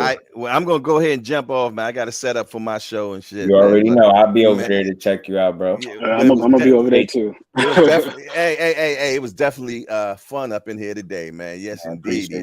I appreciate it, man. I appreciate it. Don't warm me up, man. I'm ready to go now. Let's go. That's what I like to hear. Let's go, man. Y'all take it easy, man. All right. Yo, I got one more. Boo Boo Andrade nugget. There you go. Close it up, right? Go ahead, Jay. And we talking about the what's name. We're gonna talk about the statistics real quick, right? Right. In terms of power punches connected, these are the top 3 fighters in boxing in terms of the statistics. Right. Shakur Stevenson is number 1. Number 2 is Demetrius Bivol, and number 3 is Boo Boo Andrade. I knew it. Car race or something. Yeah, the car race being boxing news. Salute the Trap Media. Shakur is ridiculous though. Shakur is 16%. Omega Red was good. 16% on Shakur. So I think that's a great look for Boo Boo Andrade. I think people don't understand that he don't get hit as much. Oh, you said that was Jay Hardcore Teach. You want me to drop his link? I'll drop it if you need me to. But I don't think people realize, bro, that he don't get hit as much as people, you know, might believe he do. And because of that, I think that gives him a better shot. Because he ain't like you, he just in there, you know what I mean? And he takes shots, but again, it's gonna all be about the game plan, man, and pace and how he fight this dude. I ain't saying he gonna win, but it'll be a tough fight. But I believe he can put up one of the best fights against Benavidez, if not straight up beat him. You know what I mean? But I know he got some things fighting, you know, against him. Age, inactivity, you know, being fresher at the weight class, not being a true 68-pounder to me. But then again, like you say, he's been putting in some work, and I've been seeing him. He don't look that small to me either. No, you're not. Might this the second go round, man? Maybe he might. Bro, they like 6'1", 6'2", respectively. I thought, and here's the thing with Boo Boo too, because when you think about his style and him moving around a lot, he fights like a small guy. He fights like a smaller guy, but he's not that small of a guy. I was surprised when I looked at one thing about us. He's 6'1". Yeah, nah, that's true. We know he, the names have definitely avoided his resume, like his, we know that, but we just know talent too. We know that man ain't short on talent, and if it was just, I'll say this: if they were the same age, I would be undeniably picking Demetrius Andrade. The only reason I have reservations because of the age and things like that. And again, I feel you when people say he ain't fighting nobody, but we just heard that about Bud Crawford for months. And I just understand it's more specifically after seeing a more recent example. Resumes don't win fights, bro. You get what I'm saying? So he definitely got the skill to be successful in this fight. It's a matter of, can you put it together in a night and, be consistent enough throughout a 12-round duration. If not, knock him out, and I'm not banking on that. So if you can outthink this dude, but can you do it consistently for 12 rounds? You get what I'm saying? That's where the tough task lies. And it's not going, I heard people feeling like he was just going, handle Caleb Plant. I also heard he was just going to grind him down and knock him out late. And look how that fight played out. Everybody kept telling me he's going to easily beat Caleb Plant. Not everybody, but you have people saying he's going to beat him. He throw too many punches. He gonna wear him down and just knock him out. He didn't knock him out. He did wear him down, but some of that was just, we know that Caleb Plant just has that issue where he gasses late in fights, and it was no different on that night. But no knockout ever came, and if Caleb Plant didn't gas, he would have won the fight in my opinion, because the way he controlled the first half of the fight, he could have duplicated that. I can't stress that enough. If he'd had the same exact fight in the second half as he did in the first, we'd be having a different conversation. So I think I don't know, I like Benavidez, but he won that fight more so off of conditioning and sheer will and things like that. He didn't win that fight so much skillfully. No disrespect, not saying he didn't utilize no skills. That would be stupid to say, right?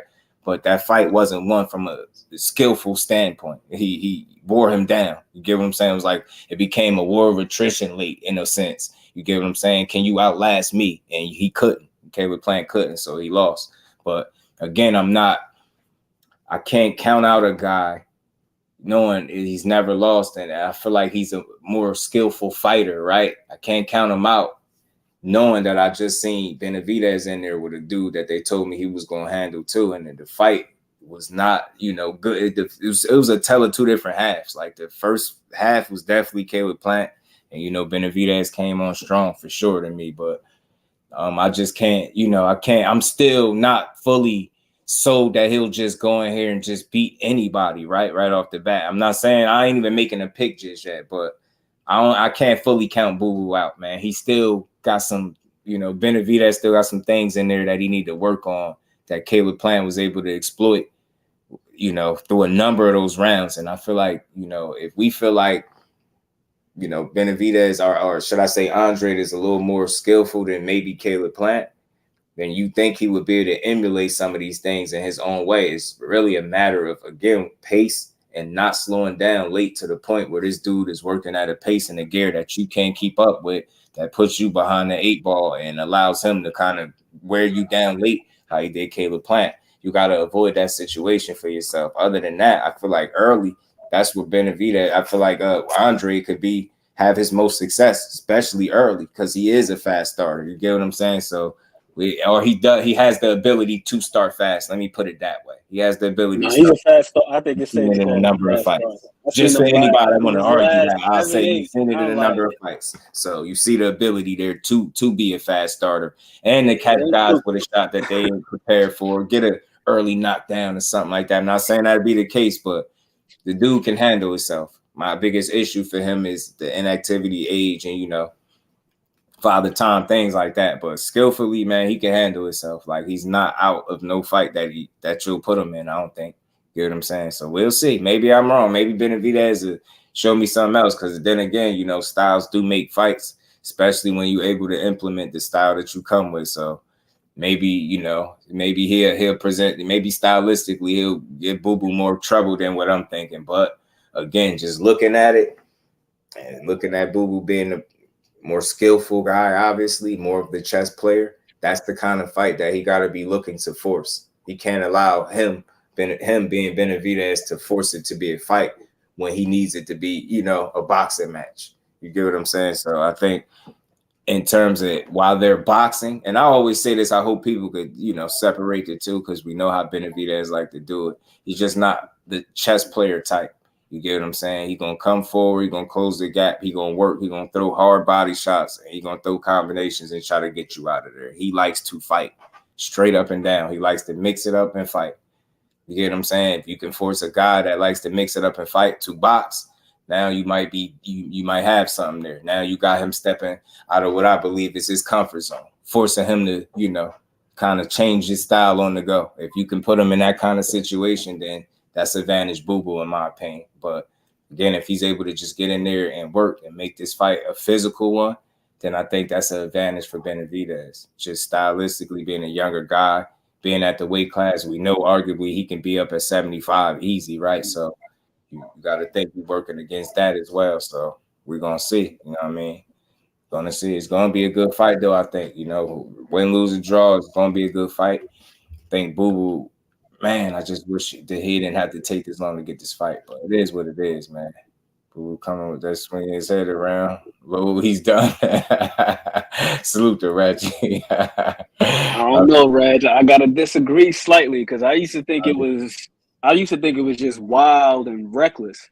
But the more I've seen him do it, he definitely has a setup behind it. Typically, it's like a right hook to the body, and then he's throwing that kind of like that Danny Garcia no-look type of hook. So he knows where the guy is going to be. It's not just him just doing that shit randomly. There's a real setup behind that. And he lands it consistently, too. Like, if it was just like some fluky thing, then you'd be like, all right, he's just wild and sloppy. Benavidez, right? No. I'm talking about Boo Boo. He has his patented level change left hook. Yeah. You're right. And that looping overhand left. I like that. And he lays it with consistency. You're right. He's sneaky in there, man. Like sneaky with it. That's what I'm saying. Like, you got to be what vigilant you would call with it, awkward, man. He throw punches on weird angles, and he do position his body.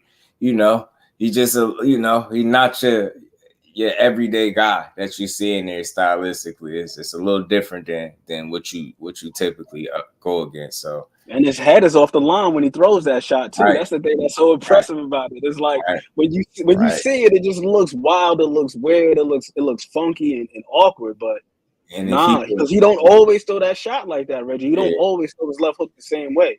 Right. He don't always throw it the same way.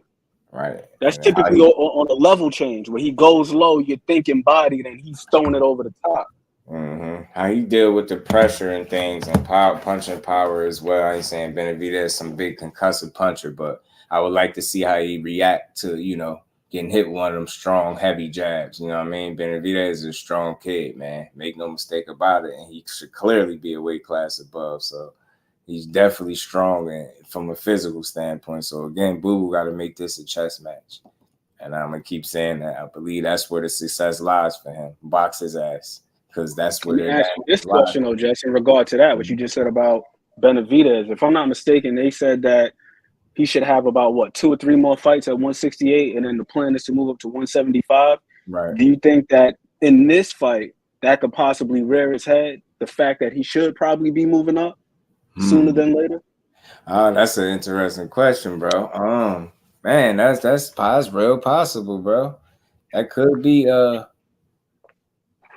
it's possible. It's definitely possible. I'll say that. It's definitely possible. I'll be interested to see what he looked like too on the scale. I'll be interested to see what he looked like come weigh in. You know what I mean? When they got to weigh in, I like to see that. That is possible though. But hopefully, you know, for their sake anyway, that they've not mismanaged this situation in terms of staying somewhere too long and it comes back to hurt them. Hopefully they you know, figured out something, because he looked decent the last time out. He looked decent, you know what I mean? He looked a little skinny in the face, but I think all fighters look like that when they cut the weight. So and he look like he rehydrated just fine. So if they got a system down that's working for him, he should be okay. But that is a good question, though. It'd be interesting to see if that could. Now you got me thinking. I definitely be looking for something like that. But that's crazy. But yeah, he said he got about 3 more fights. So I'm guessing this will be one of the 3 fights, because he's still hoping to get a shot at Canelo. Salute to everybody in the building still hanging in here. We just rolling on through, man. So yeah, man, I can't wait for this fight to finally get signed and on the way, man, so we could, get a for sure date. Benavidez coming family of fighters. Yeah, facts. He said Coca-Cola that I have him walking around booze punches. Picasso fool. And then something else too, though, y'all, that I seen before we do get up out of here. Ohara Davies might have an opportunity to be fighting Ryan Garcia for this belt. I believe, they've given Rolly time to, prove that he, whatever he was hurt, he's supposed to have some type of reported injury, and they needed proof, like some medical report, and I don't think he's provided the necessary information. So I think, from what I don't think as a result, what they're saying is he's running the risk of being stripped. And then not only that, they'll have Ohara Davies, who he was supposed to fight for the belt, fight Ryan Garcia for the title instead. So I think that'll be Ryan's path to a title. And on top of that, if they looking to build off that, you get what I'm saying? He say he beat Ohara Davies, which I believe he could. You get what I'm saying? Let's say, then they set up Rolly and Ryan and they actually fight. So I could see that. I could see that happening. Could see that happening for Ryan. We don't know, man, but they saying that he's supposed to be back sometime in November. So, we'll see. But I will watch him fight Ohara Davies, especially coming back off a tank loss, especially if Rolly is, on the sideline because of some supposed or alleged injury. And like I said, if he's unable to provide the necessary documentation or, then I think they're going to strip his ass and allow Ryan and Davies to fight. It's not like Davies are. I don't like a build. I just can't feel their style. I don't like his style either, Shower. So you ain't alone. I don't like Ohara Davies style. I never did. He cool, but I ain't never care for his style. But it'll be an interesting fight to watch between him and Ryan, because I think that's Ryan's path to a title. And I could see them potentially setting up a Rolly fight too. You get what I'm saying? I could see it. Why not? You get what I'm saying? That's a fight he definitely could win. I think Rolly is ripe for the picking right now. And I think somebody like Ryan Garcia, especially if he get a nice solid win under his belt, some confidence and, some more time, another training camp with Derrick James, who knows, man? He might go in there improved and beat a Rolly. You know what I'm saying? I could see it. I'm telling you. I could definitely see it. Right. He's crazy fool.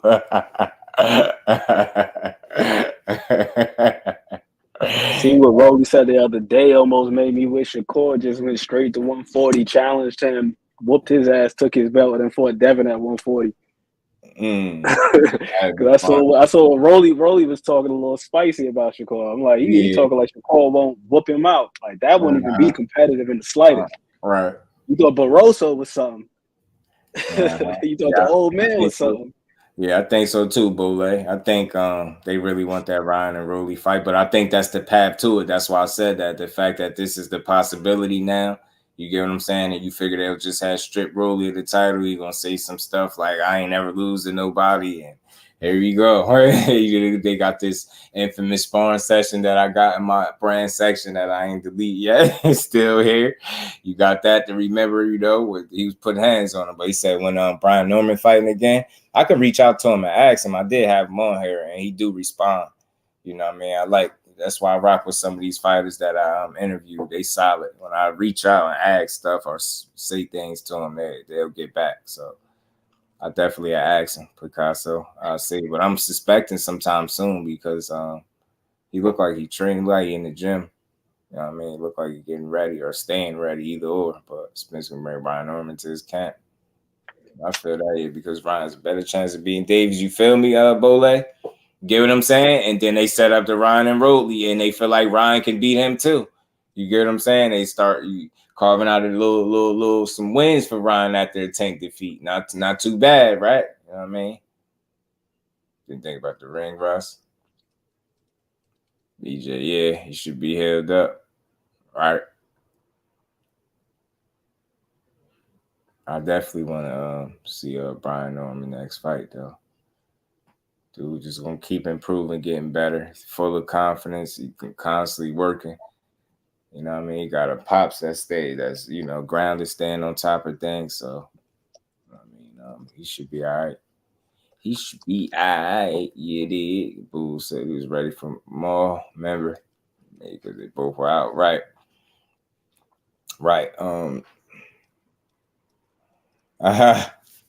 Dr. Wayne was good with it. It hit you with hella ass. Appreciate you. Pull it up, family. But damn, I did have one more thing I was gonna talk about, because we all know Keith Thurman talking like they give him a contract for boots, he'll fight him. Yeah, I'll believe it when I see it, man. You keep. Does he want 10 million? Yeah, do you still want 10 million, bro? Is that old? That's old stuff. Like, we bringing up old stuff. Like, what we on? What we doing, Keith? You know what I mean? We play this one little get out of here. I gotta talk about Jamal Charlo one time, man. Like, not in a bad way, but it's just unfortunate where he at and how it seems like he just. Even with the time that he has, he seemed like he's not nowhere closer to getting back into the ring. And it seemed like as the time continued to mount and Billy, 27 months out the ring, you would think he would be somewhere on his way back. But it's just, the story continued. It just, I don't know. It just don't seem too good for him. And he made an appearance on this podcast. I don't know if these people really be having podcasts, or do they just be uploading stuff for the one time type of, you get what I'm saying? Because he did some platform I ain't never heard of, but he did an interview talking and saying some things, man. I wanted to let y'all hear that before we get out of here. Here in Orlando, Florida, at the NABF convention. They just be saying anything, don't they, Shower? Just putting that stuff out there. Salute to my bro, Ant McQueen, Ricky Williams, J Hardcore, and all the fans for coming up here with your boy. All right, fight fans, we're down here in Orlando, Florida at the NABF convention, and to our surprise, in walks current WBC middleweight champ, Jamal Charlo. Jamal, how are you doing? I'm doing great. All right, it's really good to see you. How you been doing? How's things going? A lot better. I moved to Pensacola, Florida, trained with Roy Jones, get some work in out here. I'm loving the weather. I'm loving the people. Just enjoying step by step. Okay. So what prompted the move? Tell me about how that came about for you to, get out of Texas and get down here to Florida, to get away from something, to get to a better situation. Talk about that a little bit. Oh yeah, Shower, yeah, man. Pretty much, Ronnie Shields, my trainer, just kind of linked me up, with Roy and his family, and we all kicked it at Spence fight, and it was just one of those things like, hey, I'm gonna just come and see you, and then I came out, we kicked it, and I'm here. I'm just enjoying the weather, enjoying the workouts, enjoying the time with him, picking his brain, picking mine, just some natural, just get away from distractions. Yeah, and Roy's been good with that. Like, you feel like he's been instrumental in where you're at now. For sure, he's done a lot of differences in the way I'm thinking, the way I'm carrying things, and like I said, it's step by step, day by day. Roy Jones mentoring me every step of the way, and I'm enjoying it. I'm loving it. I'm feeling stronger, feeling back where I need to be in a way clear headspace, and Yeah. So, talk about the time away from how long you've been out of the ring. I mean, obviously that's something you're working on, because that's got to do a job on you mentally. Being a world champ, haven't been able to defend your title for 2 years. Obviously, you're a young guy, so I'm sure you follow social media a little bit. Maybe you're trying not to so much now. People saying, "Come on, how long is this guy going to not defend the belt?" So on and so forth. What's that been like? That journey been like for you? Up and down. It has its, it's just part of boxing. Like I've been boxing all my life. I took some time off away to get myself better. I'm not saying I'm quite fully there yet, but I do want to fight before the end of the year. We're working at with the Taylor want to fight him too. Obviously, we here at the NABF conference and convention. Everything going smooth. Like I had personal issues. We don't really have to speak on them. You need to fight Taylor, but facts. I had a couple personal issues I had to battle on my own, and getting through them, and kind of got through a lot more stuff. It's better than seeing me here than having and seeing me in mug shots every so often. I'm getting in trouble with this and that, and just a lot of just personal problems going on at one time, and I couldn't really focus on boxing. And I had to take my time to get myself better. Obviously, the WBC's support of you has meant a lot. Obviously, there's been guys that have been away from defending their title for a lot less time than you that have, either had their title vacated or they get stripped or whatever. And, President Suleiman has talked a lot about being behind you and giving you the time that you need to deal with, whatever it is, mental health, whatever you need to kind of get back into form and get back to where you can defend your titles. I'm sure that's meant a lot to have their support and not have them turn their back on you and strip you or anything like that. Yeah, I mean, salute to the WBC for not stripping them too. I mean, I had to deal with injuries. I had to deal with, the time away. I had to deal with legal issues. I had to deal with a few things that just kind of like offset me a little bit. Sure. But it didn't make me to the point where I don't feel like, I'm the champ of the world. I'm still the champ of the world. Just, and then on top of that, we took some time to schedule the Canelo fight, which didn't happen. We ended up, letting my brother go ahead and seize that moment, and he's doing his justice at what he has to do to, get that fight done, and I'll fight him next, or whatever the situation is. I mean, I had a lot going on. Sure. Honestly, I'm not trying to make it seem like, everything is all good now. But yeah, I had a lot going on, family-wise, personal issues, legal issues. Right, Shower. A lot of things Right. going on at one time. I think it's more probably so the mentorship, Shower. That's what I'm thinking. I couldn't focus on anything, so I'm a lot better now.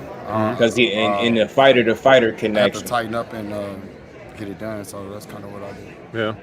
If you had to put a percentage on things like, how far back you are or whatever, where would you say you're at now in terms of whether it be a timeline or a percentage of where you want to be? I'm physically back shower and you see the result. You see, you get what I'm saying? It's dope. So I can't just say give you a percentage on it, but I'm definitely closing in on that 75-80% range. Okay, I was be real close to. That's a number I was thinking of. Better, I'm in a better space. I mean, it took me time to just get away from people that I was around, and I guess it happens to the best of us. I didn't think it would happen to me, so. Just around, people that just don't mean nothing for you, and just had to get away from them. And it is what it is. How hard is that to do that? The reason I don't be calling for him to get stripped because of Tyson Fury. Around people, perhaps a long time in your life or whatever, and then to come to a realization where you have to go, you know what, this isn't good for me. I got to get away from it. Is that tough? It's hard. It's tough, but once you finally get to that point where you don't need nobody but God, then you just become a better person. So I kind of just started focusing on me. I don't care about what anybody else say, what they think about me, whatever. I'm still successful at what I've done in boxing, let alone what I have more to prove. It lit my fire back. I'm hungry now. I'm ready to show the world that I'm still a champ. I'm still ready to get the fans the best fights that I have left in me. Okay. Now, obviously, you're in full support of your brother going into this Canelo fight. Obviously, you see him coming out winning. How do you see that fight playing out as far as your brother's style and Canelo's style? And I don't know. Seeing that there's been a blueprint I haven't really talked to my brother at all. My brother really don't speak. Like I was trying to tell you. Okay. There's a lot of people that you know, that's be around you. You got to go your way. We go in different directions. It could be somebody close as like a family member, not just a brother, but any family member, aunts, brothers, cousins, whatever. Sometimes you just got to get to yourself and just you know, plant your seeds. And I just had to get back to myself. But I really haven't talked to my brother too much about nothing about him fighting. That's why I ain't calling family to get stripped, because they let Canelo and Fury do whatever they want. Okay. So the first time that they like I said before, I don't even, you know, one of our fighters. Outside of, you know, fight news, I don't pay attention to like social media. I'm more of a real social person, maybe because of my age. So I don't pay attention to, you know, things like that and what's going around. For example, like look how they doing Mel. As I was alluding. Mel going up to chase greatness, right? Going up to 68. When they announce his name, they will strip him of the title. He will no longer be undisputed. He's actually going to chase greatness, right? But when Canelo goes up to 175 to fight Bivol and nobody asked him to do it, he gets to hold on to his titles, right? That's why I'm not one, you know, I feel, I'm not one calling for Maul to get stripped for that reason, because Canelo do whatever you want. Tyson Fury about to really fight an MMA fighter. They're not even making him fight a regular person. So it's just it's frustrating for me. It's like, it's terrible. Your family and marriage I'm is glad still intact, so that's one thing. Why he going through what he going through? You know, if I had paid attention to all that stuff. Enjoying the weather. Man. Yeah. Just, you know, he has his family, his girlfriend or whatever he has going on. And I just hate that part of it right there, bro. Y'all let you do your thing and I'll do my thing. I'm not really into all that. Like, you know, like I said, I'm better at this point. I don't want to. Salute to my bro Thomas Hill and that cash. And we ain't never got to box again. Well. I already been getting these bets, but now it's time for you to get your just due.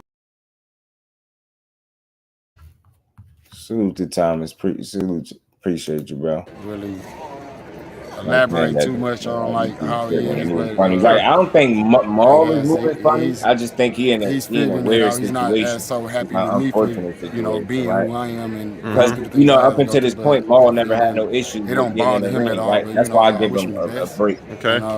Hopefully he sees the moment.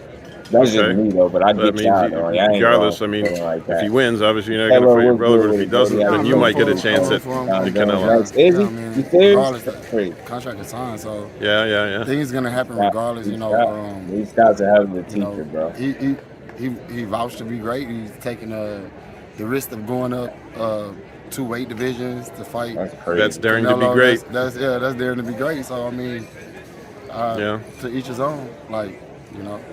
So backing up a little bit, your quick thoughts on it's almost over, the Crawford Spence fight and what happened there. I mean, you know, Spence was your stablemate.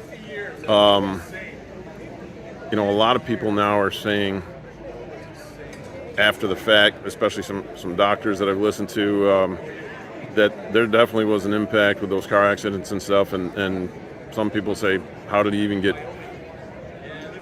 past in the physicals to be in that fight? Do you think in your heart, like, that he should even fight again? Not forget the fight and like what happened to him in the fight itself, but now looking back at maybe the impact those car accidents. I just feel like if they have, do you have any thoughts on that, like his future? Canelo, I'll be cool with it, right? I think he's until they do something to them, he want the rematch, and that's gonna happen. You know, sometimes, it's boxing. Yeah, it's boxing. You got personal things going on. I mean, see, my personal things is kind of, you know, a little shaggy outside the ring, but he had his own personal things going on. And you know, even if it involved a car accident. Yeah, some people think it's medical things, and maybe he shouldn't step in. He still had his own personal things. It was boxing. We still human at the end of the day. Right. Yeah, I think there are those that are concerned for his well-being and think maybe he shouldn't. He's good. I think he bounce back and get back to himself. I think. You know, support his family. I'm in full support of Spence. Okay, very good. So, for real, there's grease. And what do you think of? I know this would conflict with your plans, depending on how the Canelo fight comes out with your brother. But What do you think of Crawford's calling Canelo out and Canelo entertaining that? I mean, if it can happen, it won't interfere with my plans at all. Yeah? Yeah, I think Crawford might be too small for Canelo. Possibly. I think they're the same height, but his frame... I don't think he's just, you know... He's not as thick and he stocky can't even as... blow up as much as Yeah. Canelo can. And people forget that he started as a lightweight. Yeah. So Canelo might have been a lightweight when he was 14 or something when he turned pro, but... I mean, it's entertaining to hope or, like, you know... But I don't know. I mean, you know, I don't pick the fights. I don't. I don't pick fights. So, if you had your wishes come true and you're able to get back in the ring by the end of the year, you want to go right back into a title defense, or? Yeah, I would go right back into the title defense. I have the belt, so it's about time that I have to defend it regardless. So yeah, I'm going right back into the title defense and get some top competition and someone that will stand up and fight. Yeah. What do you think about the intern chap, you know, that's been calling you out, you know, in your absence? The guy that I feel bad that I'm forgetting his name right now, but the Dominican guy that has the WBC head fight for an interim title. You talking about Carlos? My apologies. I mean, I'm here to fight the best, so like I have never dodged no fight or nothing. Right. Like that, so you know, I train hard. Even though I've taken this little time away from the ring, I've been still actively training. Yeah. Like, I just haven't fought. Well, you look in good shape. You didn't blow up to no heavyweight or anything like that. I stay pretty well conditioned. All right. Be well. All right. Charlo, so some final words to your fans that have been waiting for your return and being patient. Jose Diaz, what's good, bro? How you feeling? Yeah, I figured I was you. Appreciate you, bro. I went through a real war. I'm back, so I get a chance to entertain y'all. Plus back. I'm about to tune All right, Jamal, WBC middleweight champ. Thank you so much for your time and good luck. Thank you. Salute Jamal Charlo, man. Salute Jamal Charlo, man. Prayers to him. Hopefully he get back to resume his career once he situate, you know, his personal, you know, situation and things like that. But again, salute to everybody in the building, man. Y'all smash the like button for your bro on the way out. Yeah. And the thing is, he back with her, but it's a deeper story, like with them. But it's crazy, right? But hopefully he's able to, you know, get back to, you know, Big Charlo and do his thing. You know what I mean? Other than that, man, we got a date. Shakur and Frank Martin, November 16th, Las Vegas. Let's get it. And Boo Andrade and Benavidez supposed to be sometime in December. Haney and Ruiz supposed to be in December. So we got some good fights coming up. And so we need to hold Keith Thurman accountable. He keeps saying you'll fight, you know, bouts ENNIS, then you need to do that. And let's see if Ryan get the Ohara Davies fight, which would lead to a Rolly fight. I could see it, man. But with that, man, that's all I got on this Good Friday. I appreciate all the love, everybody in the building, man. Salute to everybody in the Cash App, Super Chats. Y'all the real MVPs, man. Y'all stay tuned, man. You know we back tomorrow. Y'all know the work, the grind don't stop. But y'all tap into the ESPN Plus card is on now, man. And y'all make sure y'all enjoy the rest of y'all Good Friday, man. So with that, we gonna get up out of here. Salute to the kings and the queens. We out. Peace, y'all.